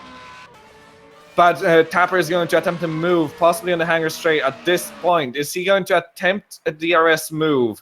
Looks like it. He will. I think he's going to be close enough. Yes, he is on the outside to Stowe. I wasn't happy with that. Ruat made 2 moves there on defence. Went to the outside first to try and break the slipstream, then moved straight over to the inside again to break that slipstream. Not the best driving there from Ruat. I think that could get looked at. Tapper really has to get past through his strategy to work here because he really needs that clear air just to pump in the really fast laps because he's got to stop again. And just to disturb, or just another thing for a second, Dino Paolini is also under a heavy attack from Chris Shepard for 5th place, so that's another battle. As Tapper actually overtakes Ruat into turn 3. Right, now Tapper has to put the hammer down and get as much distance as he can as possible over the next 1 or 2 laps because he's got to come in again. So has Chris Shepard from P6, Wupke Hoekstra P7 also has to put in. Antonio Hrenovic, that's from P10, he's got to stop. And I think that's everybody who needs to stop again. So at this point, it looks like Jeffrey Fournier is actually going to be coming out in 3rd place. He could slip down to 5th or 6th because the gap is it's going to be around 20 seconds, surely. So as we have attack. Yep, that's Shepard inside of Dino Paolini. That's a P5. As Paolini slips down to 7, Hoekstra is passed into the entrance of Maggots and Beckers. That was a team play. Paolini just let Hoekstra go once Shepard got past. But now Hoekstra is going to possibly attempt to move on Shepard next lap. I'd say it's a possible he could set him up, I think. But remember, both have to pit again. So let's keep an eye on that. Meanwhile, Fournier has 2 to go. As Jason Muscat retires from P11. What's happened there? Oh no! I think it's a disconnect. Looks like a disconnect. That is our championship leader has disconnected. That's not good at all. Disaster. That is an absolute disaster for Jason Muscat. And what that will mean is we will have a change in the championship. And it will be, I think, Alex Siebel, if nothing else changes, who actually is going to lead the championship. That would sound about right, I think, because Fournier just doesn't have enough of a gap here, I think, to make his second stop. They have to come in next time around, really. Hrenovic's pitted for his final stop. He's got 2 laps to go. Fournier has 1.5 laps, really, to go, I think. So just to quickly look at it in a calm down light, So Jeffrey Fournier has to pit in, and he has 3 drivers within 20 seconds behind him who are on hard tires. Although Dino Paolini has slipped to where he's in the danger zone at the moment, with being 19 seconds behind. So even though the top 7 drivers are within the margin where Jeffrey needs it, 3 of them still have to pit in, as Jeffrey Fournier actually pits in right now. Right, so we've got to watch this. Fournier is going to be coming in. So is Shepherd and Hoekstra. We expect them in as well. Try and say my words properly. Alex Siebel then should inherit the race lead, we think. Tapper's coming as well. Now, were we expecting Tapper in? We were. That's one I missed. So Tapper comes in. Tapper, Shepherd, Hoekstra are the ones in the top 10, and they're all in. They're all in, because this is the final lap now, so Siebel's going to inherit the lead. Where is Fournier coming out? He's not going to be there. Will he hold on to P2? Right, comes past, so no, he's going to be battling for P3 on this final lap. And this will be a massive battle for the... I don't think Fournier has it, because he still has to warm up his tires. Going to warm them up, but they're going to be fresher when they are up to temperature, so expect him to close in the second half of the lap. But isn't this... is this the second to last or the last lap? It's the last lap. It's the last lap. I don't think he has... unless he can make a hero move into Stowe, I don't think Fournier is going to have it. Fournier definitely attacking, and he's already behind Fournier or Rule, as we have a battle for P8 actually. P8, P9, sorry, yeah. That's Hoekstra up the inside of Shepherd. They both just pitted onto the medium tyres, and Hoekstra's just going to hold it for P8. Well held. Well held indeed. But we've got to watch P2 now. We have to watch P2 because Fournier is right behind from Maggots and Beckett's, and he's setting himself up for a move on the hanger straight. Is he going to be able to make that move? I think he is. He's so very close. He made that perfect. He is on the outside. This is going to be a very difficult move, but he's already in front of Ruld and closes down the door before the corner even begins. Cracking move. Siebel into the final corners to win this race. Fournier is going to be the championship leader. Believe it or not, but Fournier with that move, I think, has just accomplished a move for the championship lead. Yep, as Alex Siebel wins race 1 here, great drive with that one-stop strategy. What an amazing race. We've seen it all year. Different strategies, as we still have more drivers coming in. David Tapper just comes in into 6th place. Great race from David Tapper. But also Thomas Polocek, Wopke Hoekstra in 8th. 9th place for Chris Shepherd. Chris Shepherd was a bit down compared to what we would have thought he would be at, considering his pace. I thought he'd be closer to Dowie. But he did have a bit of an issue earlier, I presume. I can't remember. There was so much happening as Bora Milan comes in 10th. So much action, wasn't there? Antonio Hrdjanovic, who I think deserved higher, but he did make a few mistakes. In 11th. 12th for Edward Batalla. 13th for Rob Mason, 14th Mike Quint, 15th for Carlos Fernandez. Matt Strand is going to come in 16th, the first of the non-points finishers. Terence Grech is in 17th, quite disappointing. Johan Lindberg in 18th. And Jason Muscat is going to also finish the race a lap down, the only car lap down since Jared Batalla. And Muscat did have the fastest lap though, so Muscat did have the fastest lap. For pure anger and speed for that final lap, I don't think he'll be too pleased with a disconnection. I'll be honest, he now has 2 back of the grid starts after taking it with the championship lead into this race. So he's going to be very, very disappointed. But the top 4 drivers are worth a mention, and to be honest, a lot of these drivers did some amazing racing. But Alex Siebel wins this one, followed by Jeffrey Fournier, Stefan Rult, and Dino Paolini in top 4, with Dennis Jordan 5th and Dawie Tapper in 6th. So the top 6, what an amazing drive from all of them. And really, all of the drivers doing some amazing work. I think I need to sit down after that one. That was crazy. Brilliant action throughout the race. Great drive from Alex Siebel. Made that one-stop work just by pushing the soft tyres as long as possible, staying consistent on it. I've just noticed over on the Sim News stream of this, David Yunt has dropped us a comment saying There was 11 points between Siebel and Fournier, and Siebel only catches up by 7 because of this result. So Fournier now becomes the title leader of Muscat's retirement. Yes, that was that last move, wasn't it? That was 4 points for Fournier. And wow. This is going to be an amazing race next race. I was about to say, we got to do this all over again. It's going to be brilliant. Yes. So I'm just looking for the comments now. We have had a couple since I last checked. And Brett Metcalf is quite happy with our commentary, saying great commentary, great race, very clean. Thank you. Indeed, it was fantastic. And it's, wow, what a way to get back into commentary, isn't it? Oh, yeah, that was a cracking race to get back into it. Plenty of action, plenty of drama. And to be fair, plenty of clean racing as well. It was really good overtakes there. Great show of skill. Also, we also have Jeffrey pointing.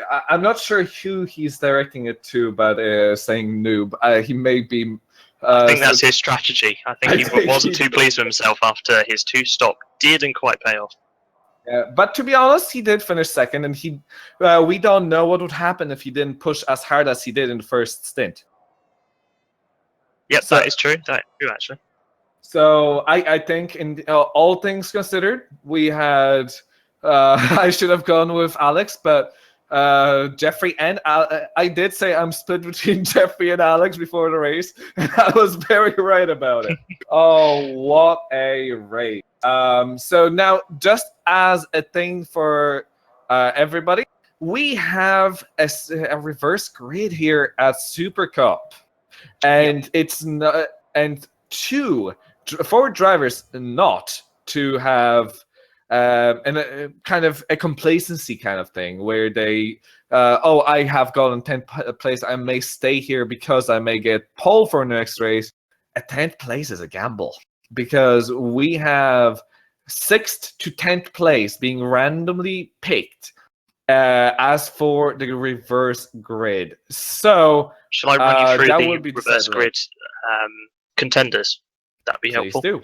So P6 in that race was Dewey Tapper. So he is probably the best off, regardless of what the number is. He will be starting within the top 5. P7 was Tobias Politex. P8 for Whoopke Hoekstra. P9 for Chris Shepard, and rounding out your top 10 was Boyer Milan. So 6 to 10, they are the ones that could be drawn for the reverse grid, and should create some very interesting action for that second race. Oh, definitely. Also, a few more comments from Jeffrey.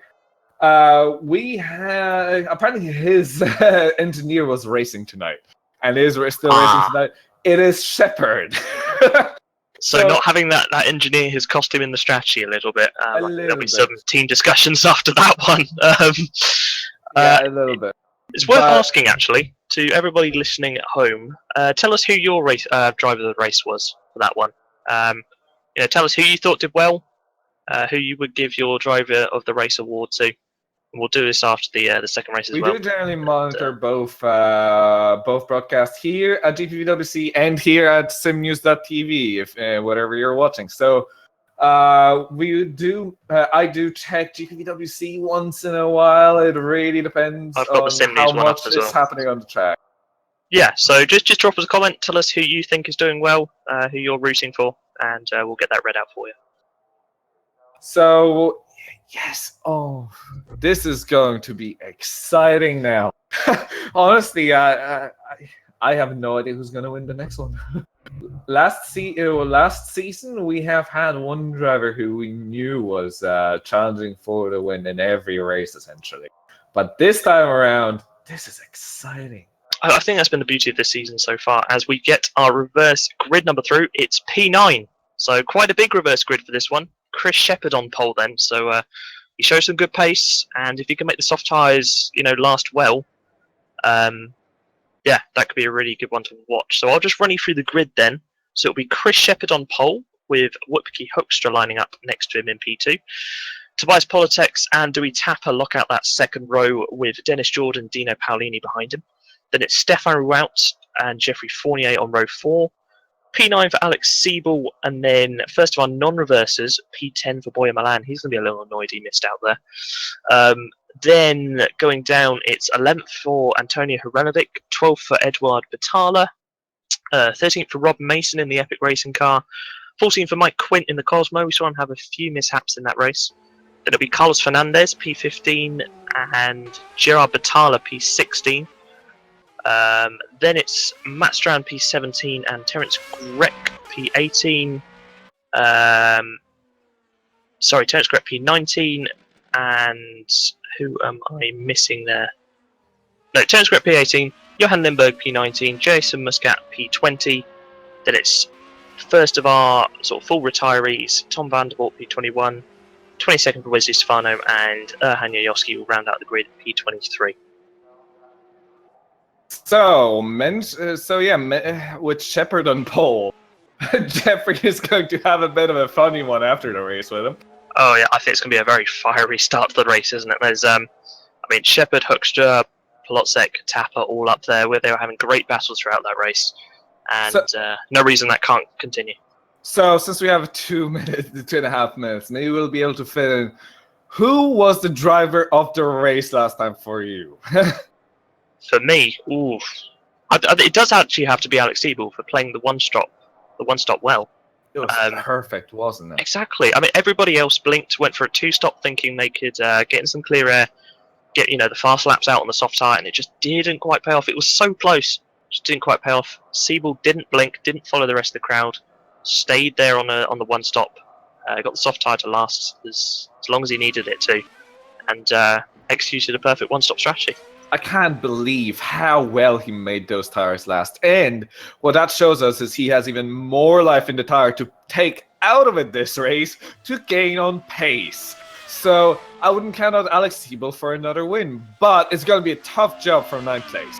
Yeah, it's going to be tough to fight through the grid now. Obviously, we don't have any strategy in this race. This is a pure sprint race. Don't expect any pit stops. This is going to be soft tyres to the end. All about passing on track now. But this race still holds the same amount of points. It's still as valuable as our feature race, so it's going to be plenty of movement at the front. So Chris Shepard on pole with Wopke Hoekstra in 2nd place, and David Tapper in 4th, and Polotzek in 3rd as well. I don't think that they will be easily overtaken either. So honestly, do you think that one of those 4 can win? Yeah. I don't see why not. I'm going to say Due Tapper to win, I think. I'm quite fancying the 2nd row for my choices today. Due Tapper, I'm a big fan of the Zedit Racing guys. I raced there last year in the Challenge. Tapper showed some great overtaking through that race, holding the outside lines through Brooklands and Stowell. So I'm going to say Due Tapper for the win. You caught me out because I was about to say the same other first. Got to choose someone else now. Yeah, definitely. The driver he battled with would be an interesting choice. The current pole sitter, Chris Shepard, has also been showing some amazing driving, but we've also seen him do a mistake, which David Tapper hasn't exactly, has he? David Tapper actually did drive an amazing race himself. So amazing race. He had a few loose moments, but no major mistakes. But I am still going to go with Chris Shepard. So Chris Shepard for me on the winning bid. Interesting. This is going to be very, very interesting, and it would be very funny if Jeffrey's engineer won a race and he didn't. I think there will be some kind words by the end. I think there'll be a few strong words in the Epic Racing camp if that was to happen.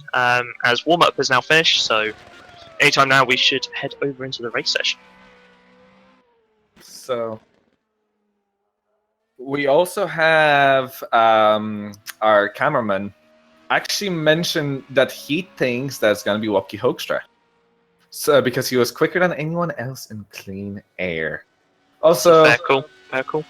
Also, I just realized that our cameraman is not getting his credit on GPVWC stream, I don't think. I think David Franchich is actually in the description. This is probably the awkward moment where I've forgotten to edit. Well, so apologies, David. Well, my and your names are there. It's just the cameras by David Franchich. That's my fault. It says it on the splash screen, so it's all fine. You get your credit, David. It's fine. But no, Ozzy, massive thank you to David for running the stream tonight, and to all our race directors, our DC, everybody who runs the league. You know, we wouldn't be broadcasting a race if they weren't here. So, massive thanks to them. Well, as we head over into the race session.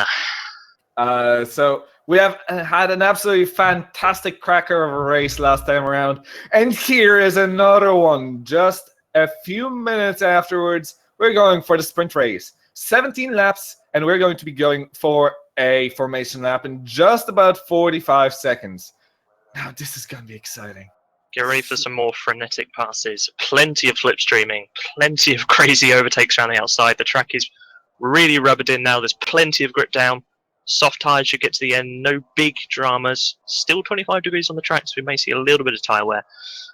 But this is about all-out pace now. So now we have another comment from Mike. I presume that's Mike Fint, saying, "Great stream, guys. Wish me luck." Good luck to Mike Quint then for asking. Yeah, he said P14 from P last, not bad as well. That's not bad at all. Well done on getting points. It's points for Cosmo as well, who are at the bottom of the standings and do desperately need some points. So nice result there. As we head on to the formation lap. And as we are on for the formation lap, I will run you down through this starting order again. It is the top 9 reverse order. So Chris Shepard, starting from pole, Wopke Hoekstra alongside Tobias Polotzik and Douwe Tapper, 3rd and 4th respectively. 5th for Dennis Jordan and 6th for Dino Paolini. 7th for Stefan Riault, maybe attempting for a win. Who knows? He's going to have to make a good one out of this one. Jeffrey Fournier in 8th place, our current championship leader after the previous race. Alex Siebel in 9th place is going to be desperately fighting to try and overtake Fournier and possibly attempt for that lead in the championship. Borja Milan in 10th place alongside Alex Siebel. 11th place for Antonio Hreljanovic, shown some amazing pace last race. Unlucky for some mistakes and some misjudged opportunities. Edward Batalla in 12th place. 13th for Rob Mason, 14th for Mike Fint, 15th for Carlos Fernandez, with 16th for Matt Strand, 17th for Terence Grech, and 18th for Johan Lindberg. 19th for Ingard Batalla, 20th for Jason Muscat, who was the championship leader. Not so much now. He's going to have to do as much damage repair after his disconnect last race. Tom van der Voort in 21st, with 22nd for Wesley Stefano and 23rd for Erhan Yayovsky. All drivers are back on track, even the ones who disconnected early, which is absolutely fantastic to see. Yep, good to see that we've got another strong field out there. Just to point out, the ambient temperature here at Silverstone has dropped by 2 degrees, now 23 degrees ambient. So hopefully the track will get a little cooler, which will be music to the ears of the drivers out there who want those soft tyres to last. Yes, I don't think the track can actually get... in our Factor 2, I don't think it can actually get any lower. Ah, that's disappointing. Okay, not music to the ears of the drivers then. No, and to everyone who doesn't actually race too much, the track temperature is what really counts in race cars. The ambient temperature really only affects the radiators, and it will only really affect them if it was about 35 degrees right now on maybe 40. Yeah. So we have drivers setting themselves up into their grid spots as the final driver is making his way through onto his grid slot right now and stopping there. So now we're going to have another set of lights come up. Still waiting. 1, 2, 3, 4, 5, and off we go. Good start from Shepard. He's going to possibly keep it from Hoekstra, although Hoekstra just alongside had a little bit better start. And Hoekstra into the lead with Polotzik challenging as well. And this is going to be a bit hectic into turn 3. Touch between Shepard and Hoekstra, but nothing going wrong there. Shepard holds on to the 2nd place, or Dossi Polotzik goes on the inside and actually overtakes him. Polotzik in 2nd place.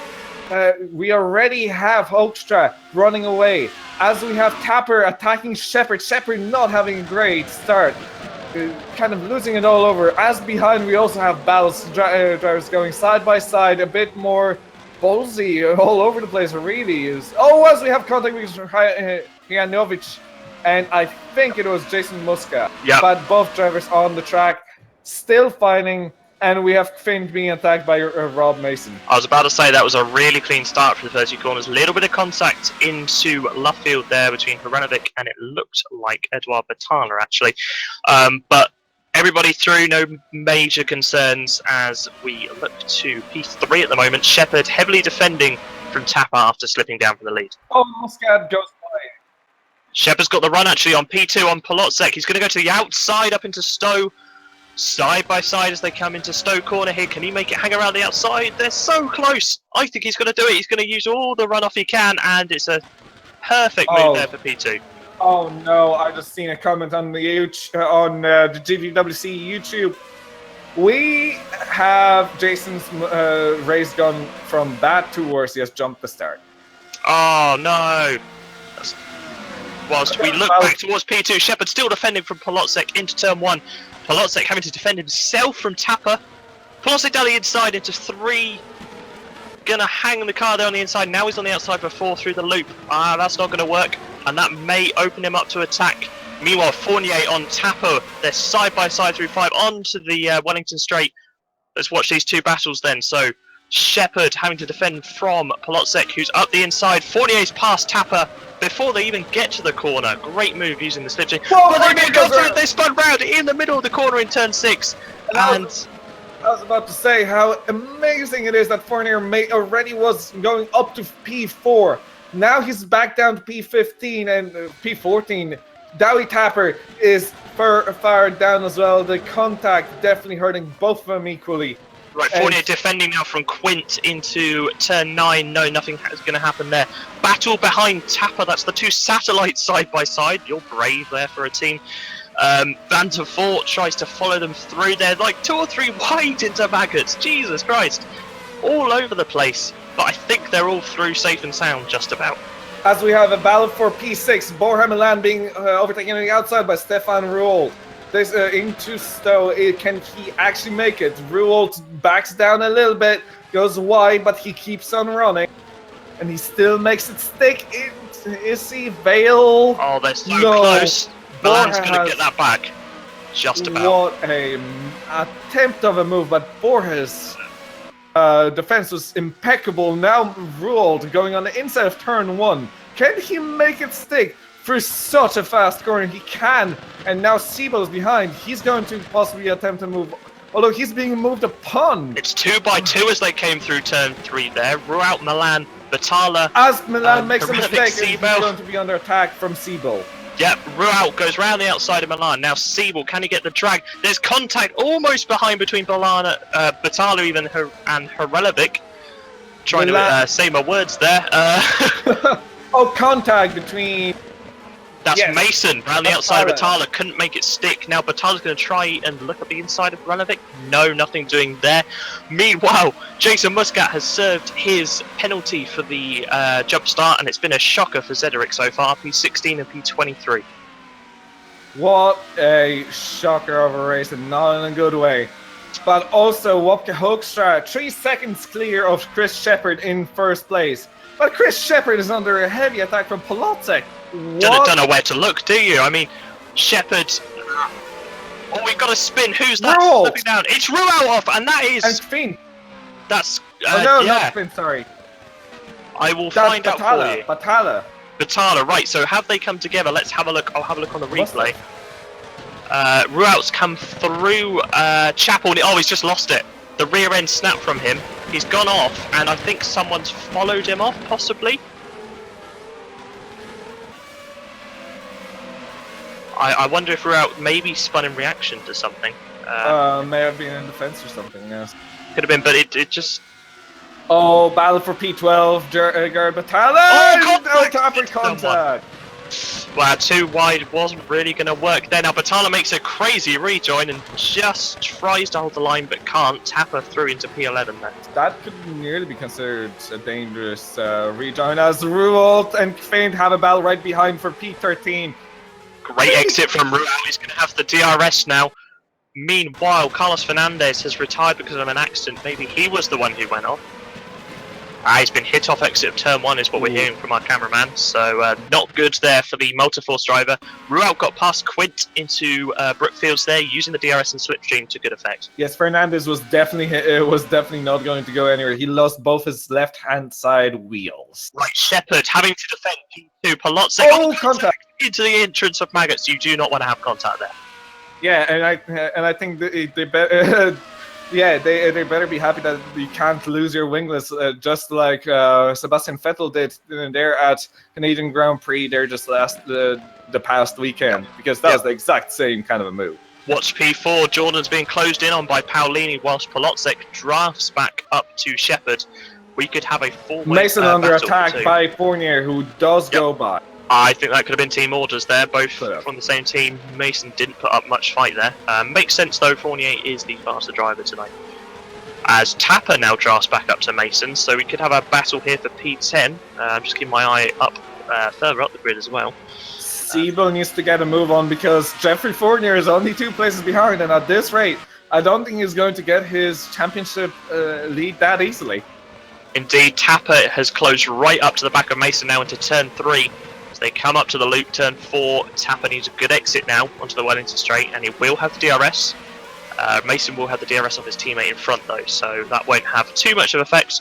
All down to Slipstream then as they run up under the bridge into Brooklands. He feigns to the inside, too far back to make anything there.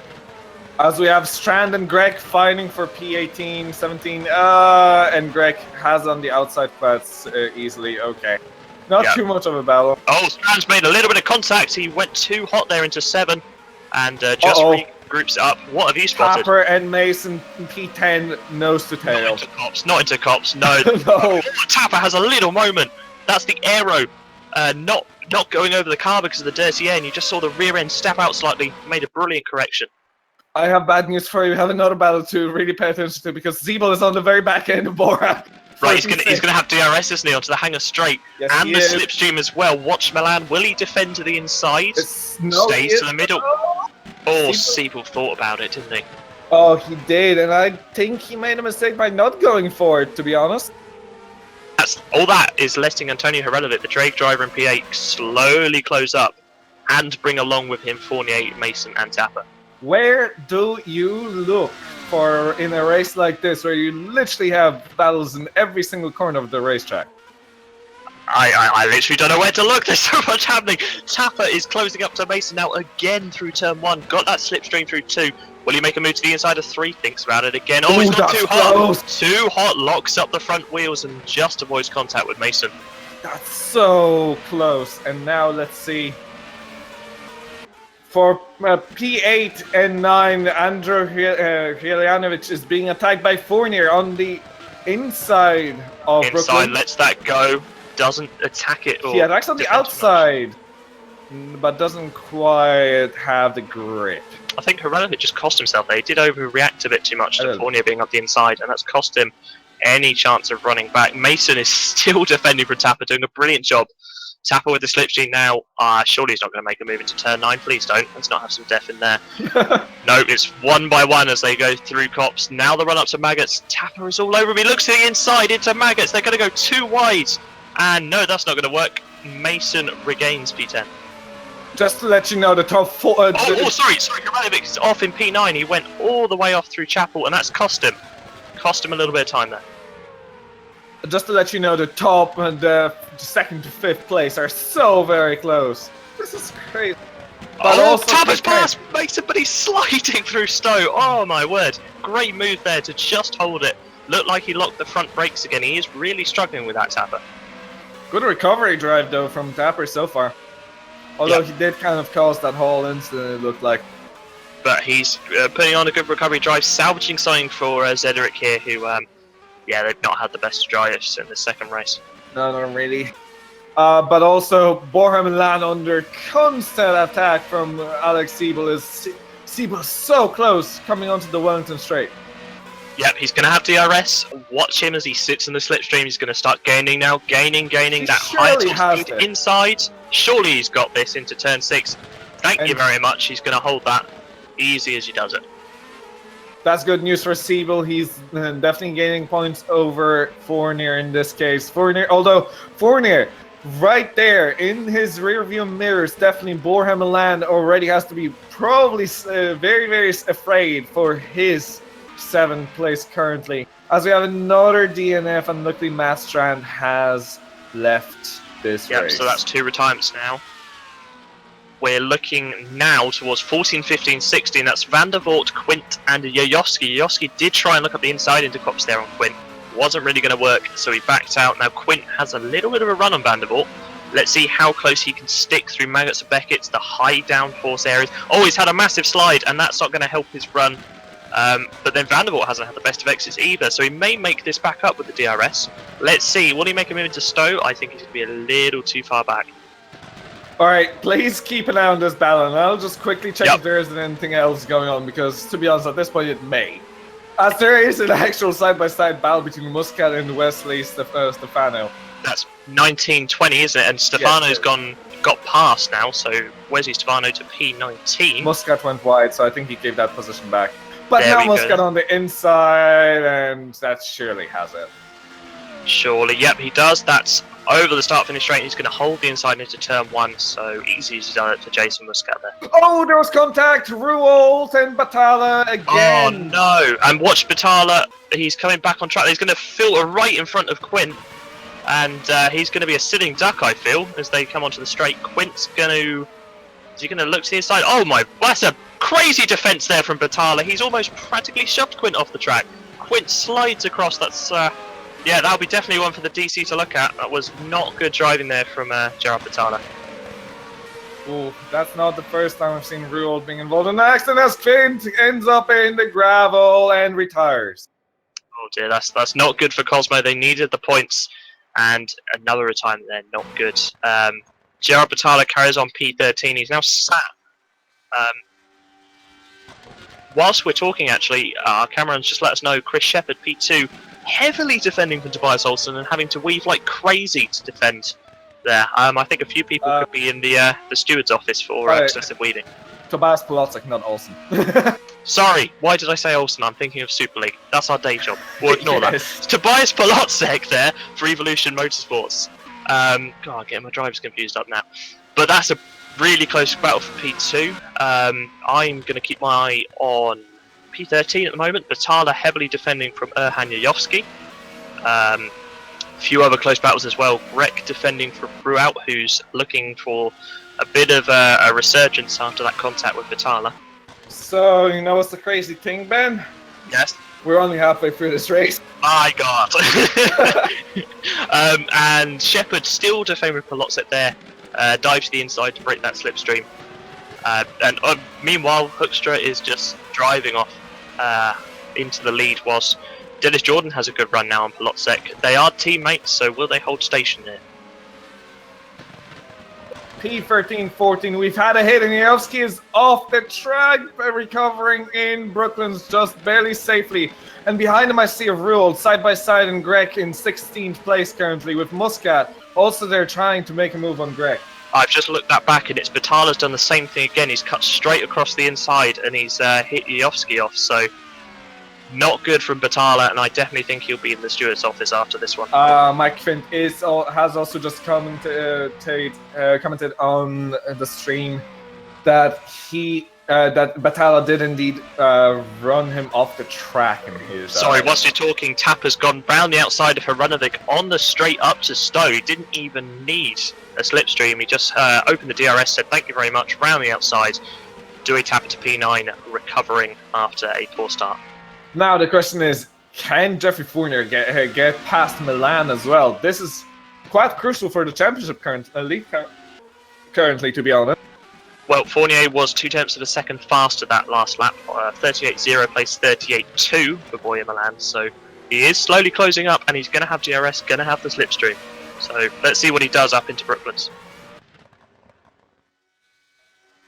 And this could be fantastic. But with all that, we also have a battle for second place, essentially. Well, third place specifically, but second place in general.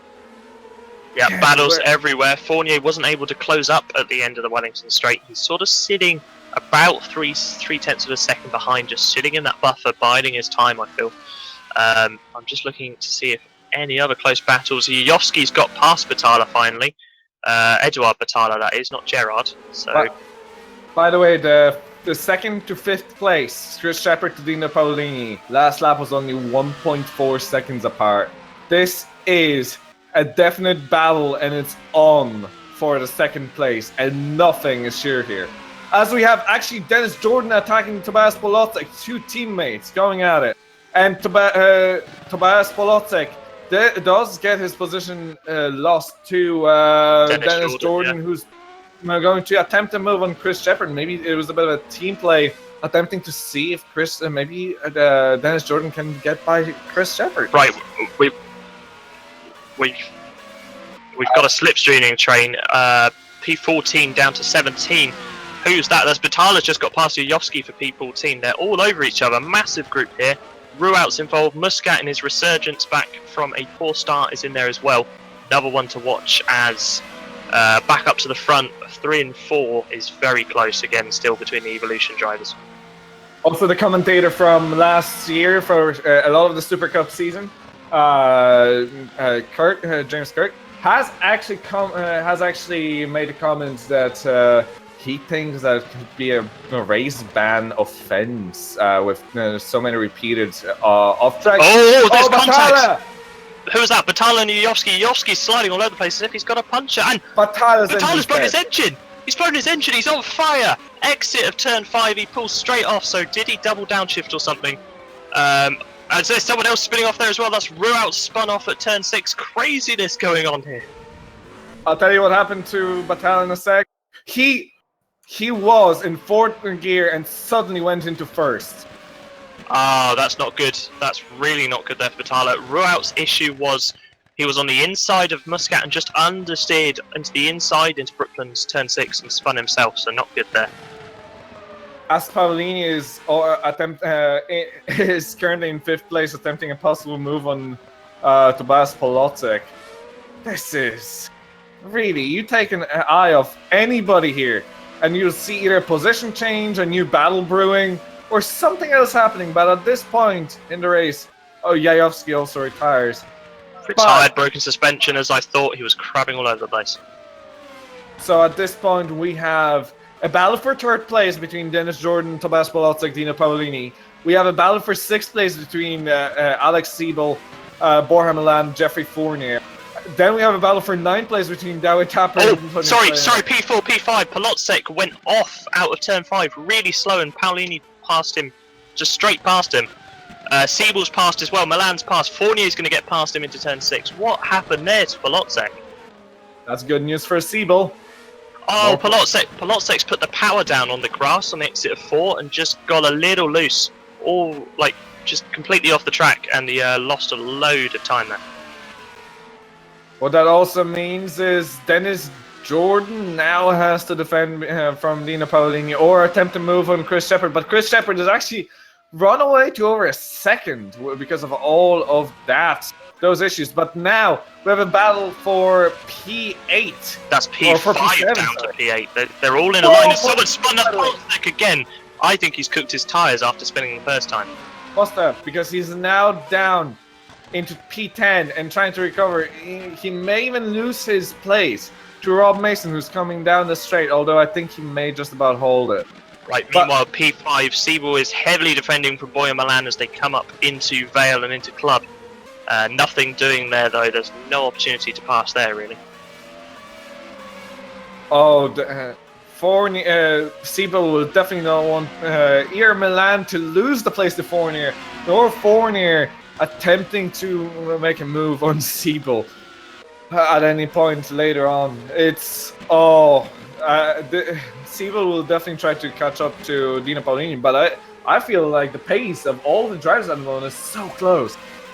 It's very close pace, actually, because Hoekstra is not pulling away from Shepard now, but the gap's holding steady at 4 seconds. Not enough for it to close up with only about 5 laps to go.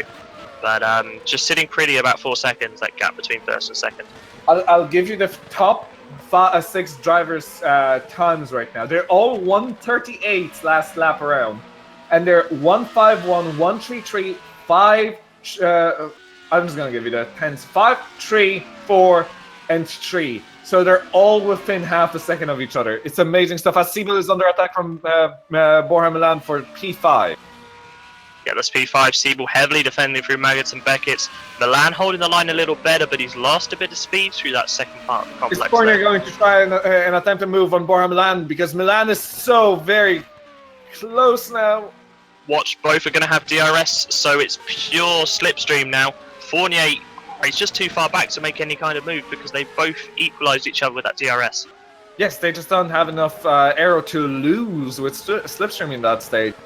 Also, here is something interesting for all of you. We mostly recognize DRS as a little winglet opening up, as we have a battle for P6, still Borja Milan being attacked into T1. Is Fournier going to attempt to move into T3, into turn 3? He may go for a lunge into 3 here. He is. Yes, he's going to go for it. Can he make it stick? Contact. They're rubbing on each other. And Milan now has the inside into 4, so now let's watch down the Wellington straight. I think Fournier actually has this. He has the DRS. Can he capitalize on it? No, not quite. So, on the outside of Brooklyn's, no, not quite making it. It's not going to work at all. Stefan Ruot's retired, that's a DNF. I'm not sure why. I'll go and have a look at that. But here's a little bit of a fun fact for you. These cars are actually quite a bit different to something like we know from Formula 1 or from from DTM, if you watch that as well. DRS here is not a flap opening up. It's a flap that closes down the rear wing, the 2 rear wing elements. There we go. Thank you for... That's right. Which actually makes the entire wing stall and allows them to have DRS. It's a very interesting system, and not at all how you think that aerodynamics work if you're not really interested in it. I didn't know that until I really dropped them in R Factor 2, which is interesting enough. But the invisible science of aero. Exactly. Also, I think I'm gonna start losing my voice by the end of this race because this is insane. It's worth it, mate. It's worth it. We've got a battle for P8. Tapper is starting to defend from Antonio Hranovic, who's slowly trying to close up. That's P8 there. Also looking to P3 now. Paolini is back up with Dennis Jordan as they come into turn 3 into Village Corner. Nothing doing there, though. No, it's always a bit difficult, and we've seen that there are a few corners specifically that drivers like to overtake. And turn 3 and 4 is kind of a... And Balfour in 3rd place currently. Dino Paolini getting a run on Dennis Jordan. Can he actually make it stick on the inside of Brooklyn's? Not quite. He is just not quite confident on the brakes and not deciding for the lunge. Dennis Jordan just this tiny bit too confident.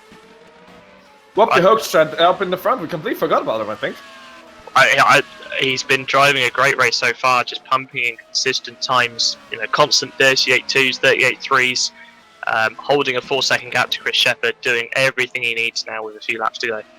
He doesn't need to do much more, and I think has been controlling the gap for the since Basie lap, probably 3 or 4. It's a fantastic race from the WTF1 driver. You mean Hints Racing? No, WTF1? Oh, sorry, no, I'm looking at... You made up a team! I'm sorry! No, well... You mean Mazurek Racing? Mazurek Racing, yeah, I'm looking at Chris Shepherd, sorry. Yeah, that's Hints Motorsport, sponsored by WTF1. Yes, sorry, I'm absolutely crap. I'm terribly sorry. You've lost your mind, haven't you? Because I have. Racing. I'm also sick, okay. P11, as we have Rob Mason attacking on the outside of Tom van der Voort. And Tom van der Voort actually keeping it on the inside. Can he do it into Vale? He does. So Mason just hit the brakes a little too much there. I think he's a bit wary of going too wide through Vale, and that's cost him the position. But he will have the slipstream up into 3, so let's see what he does. But yes, so Mazurek Racing driver is leading. Then we do... So we have 3 different teams on the top 3 spots as well, which is quite good to see. But Mazurek having, I think, the best race as a team at the moment, holding on to 1st and 4th. Or sorry, the 1st and 4th, yeah. first and fourth. Paolini is still all over the back of Jordan. 2 laps to go here, so let's see if Paolini can get past. He's going to need to close up a bit more though. Just hovering about 3 or 4 tenths behind. And by the way, James Cook has told me, I recommend a lot of energy drink in the morning. How do you think I lasted 3.5 years? I can tell you that it's tough. I tend to drink 2 or 3 coffees throughout the day, and it's still not enough. So coffee is the best. There will be plenty to consume tomorrow. P11 is still on. Van der Voort is not pulling away from Mason here. Mason just sitting in that slipstream. Something we've seen time and again tonight. Really just sort of hovering in that slipstream to stay in touch. And Paolini is still sitting station, about 3 tenths behind for Dennis Jordan there for that P3 as we come on to the final lap. Wow, to think that this is the final lap. Oh, I think it's pretty good for sanity, for my voice, and for everyone's nerves to really finally have this race over within a lap, as I've seen Tobias Polosek actually making a mess of the last corner. So Polosek in 10th place currently. Hryljanovic actually not doing too badly in P9 currently, and David Tapper after a good recovery in 8th. Gotta watch P and 4, 3 and 4 now. They are the closest, and Paolini does have the DRS. He's just too far behind though to do anything on Dennis Jordan into turn 6 there into Brooklands. Really he's got to set himself up now for the hangar straight. I think that's been his best move towards the end of the lap. Dennis Jordan, that Evolution Motorsport car is actually very, very fast in a straight line, I'd say, and very confident on the brakes, which allows him to just not be challenged. Yeah, he's been consistently fast in a straight line, 280 kilometers an hour, sort of the average he's doing in that top speed area. So really good speed compared to 279s, 278s from others. So at this point... Oh, Paolini's gone wide as they come onto the hangar straight. I don't know if that's going to compromise him. Are we going to have Siebel under attack from Milan as well? I don't think he's quite close enough, but he's going to make a move regardless. No, he isn't. No, he can't. As Hoekstra comes through the last few corners to cross the line. And Wopke Hoekstra is going to be our winner, number 2 today. What a race. Fantastic racing, as our cameraman David Fidock has just mentioned to us in a whisper. It was his choice indeed who has won the race, and absolutely what a win that was. Perfect race from the first corner until the end of the race. Chris Shepherd, what a race as well for a 2nd place finisher, and he has shown some great stuff in race 1 and 2. P3 for Dennis Jordan, Dino Paolini coming 4th. 5th for Alex Ziebel, who will be very happy because I think, if I'm not too mistaken, he'll be challenging or possibly in the lead of the championship at this point. We have Borja Milan in 6th place, Jeffrey Fournier in 7th. 8th place for David Tapper with great recovery drive after the mistake he made earlier on. Antonio Hryljanovic could have been better as well, but in 9th place is not bad at all. Tobias Polosek, he did have a bad first few laps with also losing a lot of place, but a good recovery drive, 10th place. Tom van der Voort in 11th place. Good drive from Drake driver. Rob Mason in 12th place. Justin Muscat in 13th place after starting on the back of the grid due to his disconnect in the previous race. Good recovery, even with was it a drive-through penalty or a stop and go? It was it speed in the pit lane, so drive-through probably. Well, it was a jump start. Oh, sorry. Yeah, why did I say speed? You know what I mean. But anyway, yes. Brilliant race. Absolutely brilliant race to watch. Wopke Hoekstra dominated that from the first corner. Just drove his race, consistent lap times. Perfect. Shepherd did really well to hang on to 2nd there. Jordan hang on to P3 as well from Paolini. Another good result. And Alex Siebel, P5 up from P9 reverse. Good, solid position for him when we consider the championship standings. So honestly, some really good drives in there. Honestly, I feel for Jeffrey Fournier. I don't think he was exactly at fault in his incident with David Tapper earlier on in the race, and he has indeed unluckily lost a possible challenge for the podium because he was in the 4th. He was already in 4th place as he was basically spun around. So that's going to be one to look into by the disciplinary committee, I think. Yep, I think the stewards will be a little busy after this one, after a few questionable moves, but no, some brilliant racing there. and just highlights how great a track Silverstone is for racing. So I think that it was a fantastic race regardless. It was some fantastic driving from a lot of drivers, but we've also seen some quite questionable moves. So we're going to have to stay tuned for that for the next time around in terms of penalties. But do we have any interviews we could do? We do have a few. I am sort of struggling to move them in, so I think we may need someone with higher power to move them in, which our cameraman will sort out for us. But yeah, brilliant race. And we have some people moving in now, which is good. So Wupke Hoekstra is here, our race 2 winner. So Wupke Hoekstra, you're going to be our first. Actually, we also have Chris Shepard. So if somebody can actually drag him in, waiting for an interview, could we do that, please? Thank you. So I think we may as well start with the interview. Wupke Hoekstra, what an amazing second race. No, thank you. Honestly, I didn't expect it. I kept spinning in the Megatsum pit section, so I was actually happy that I could get second place on for race 2, but I was still really scared on that corner. So yeah, happy I didn't spin there.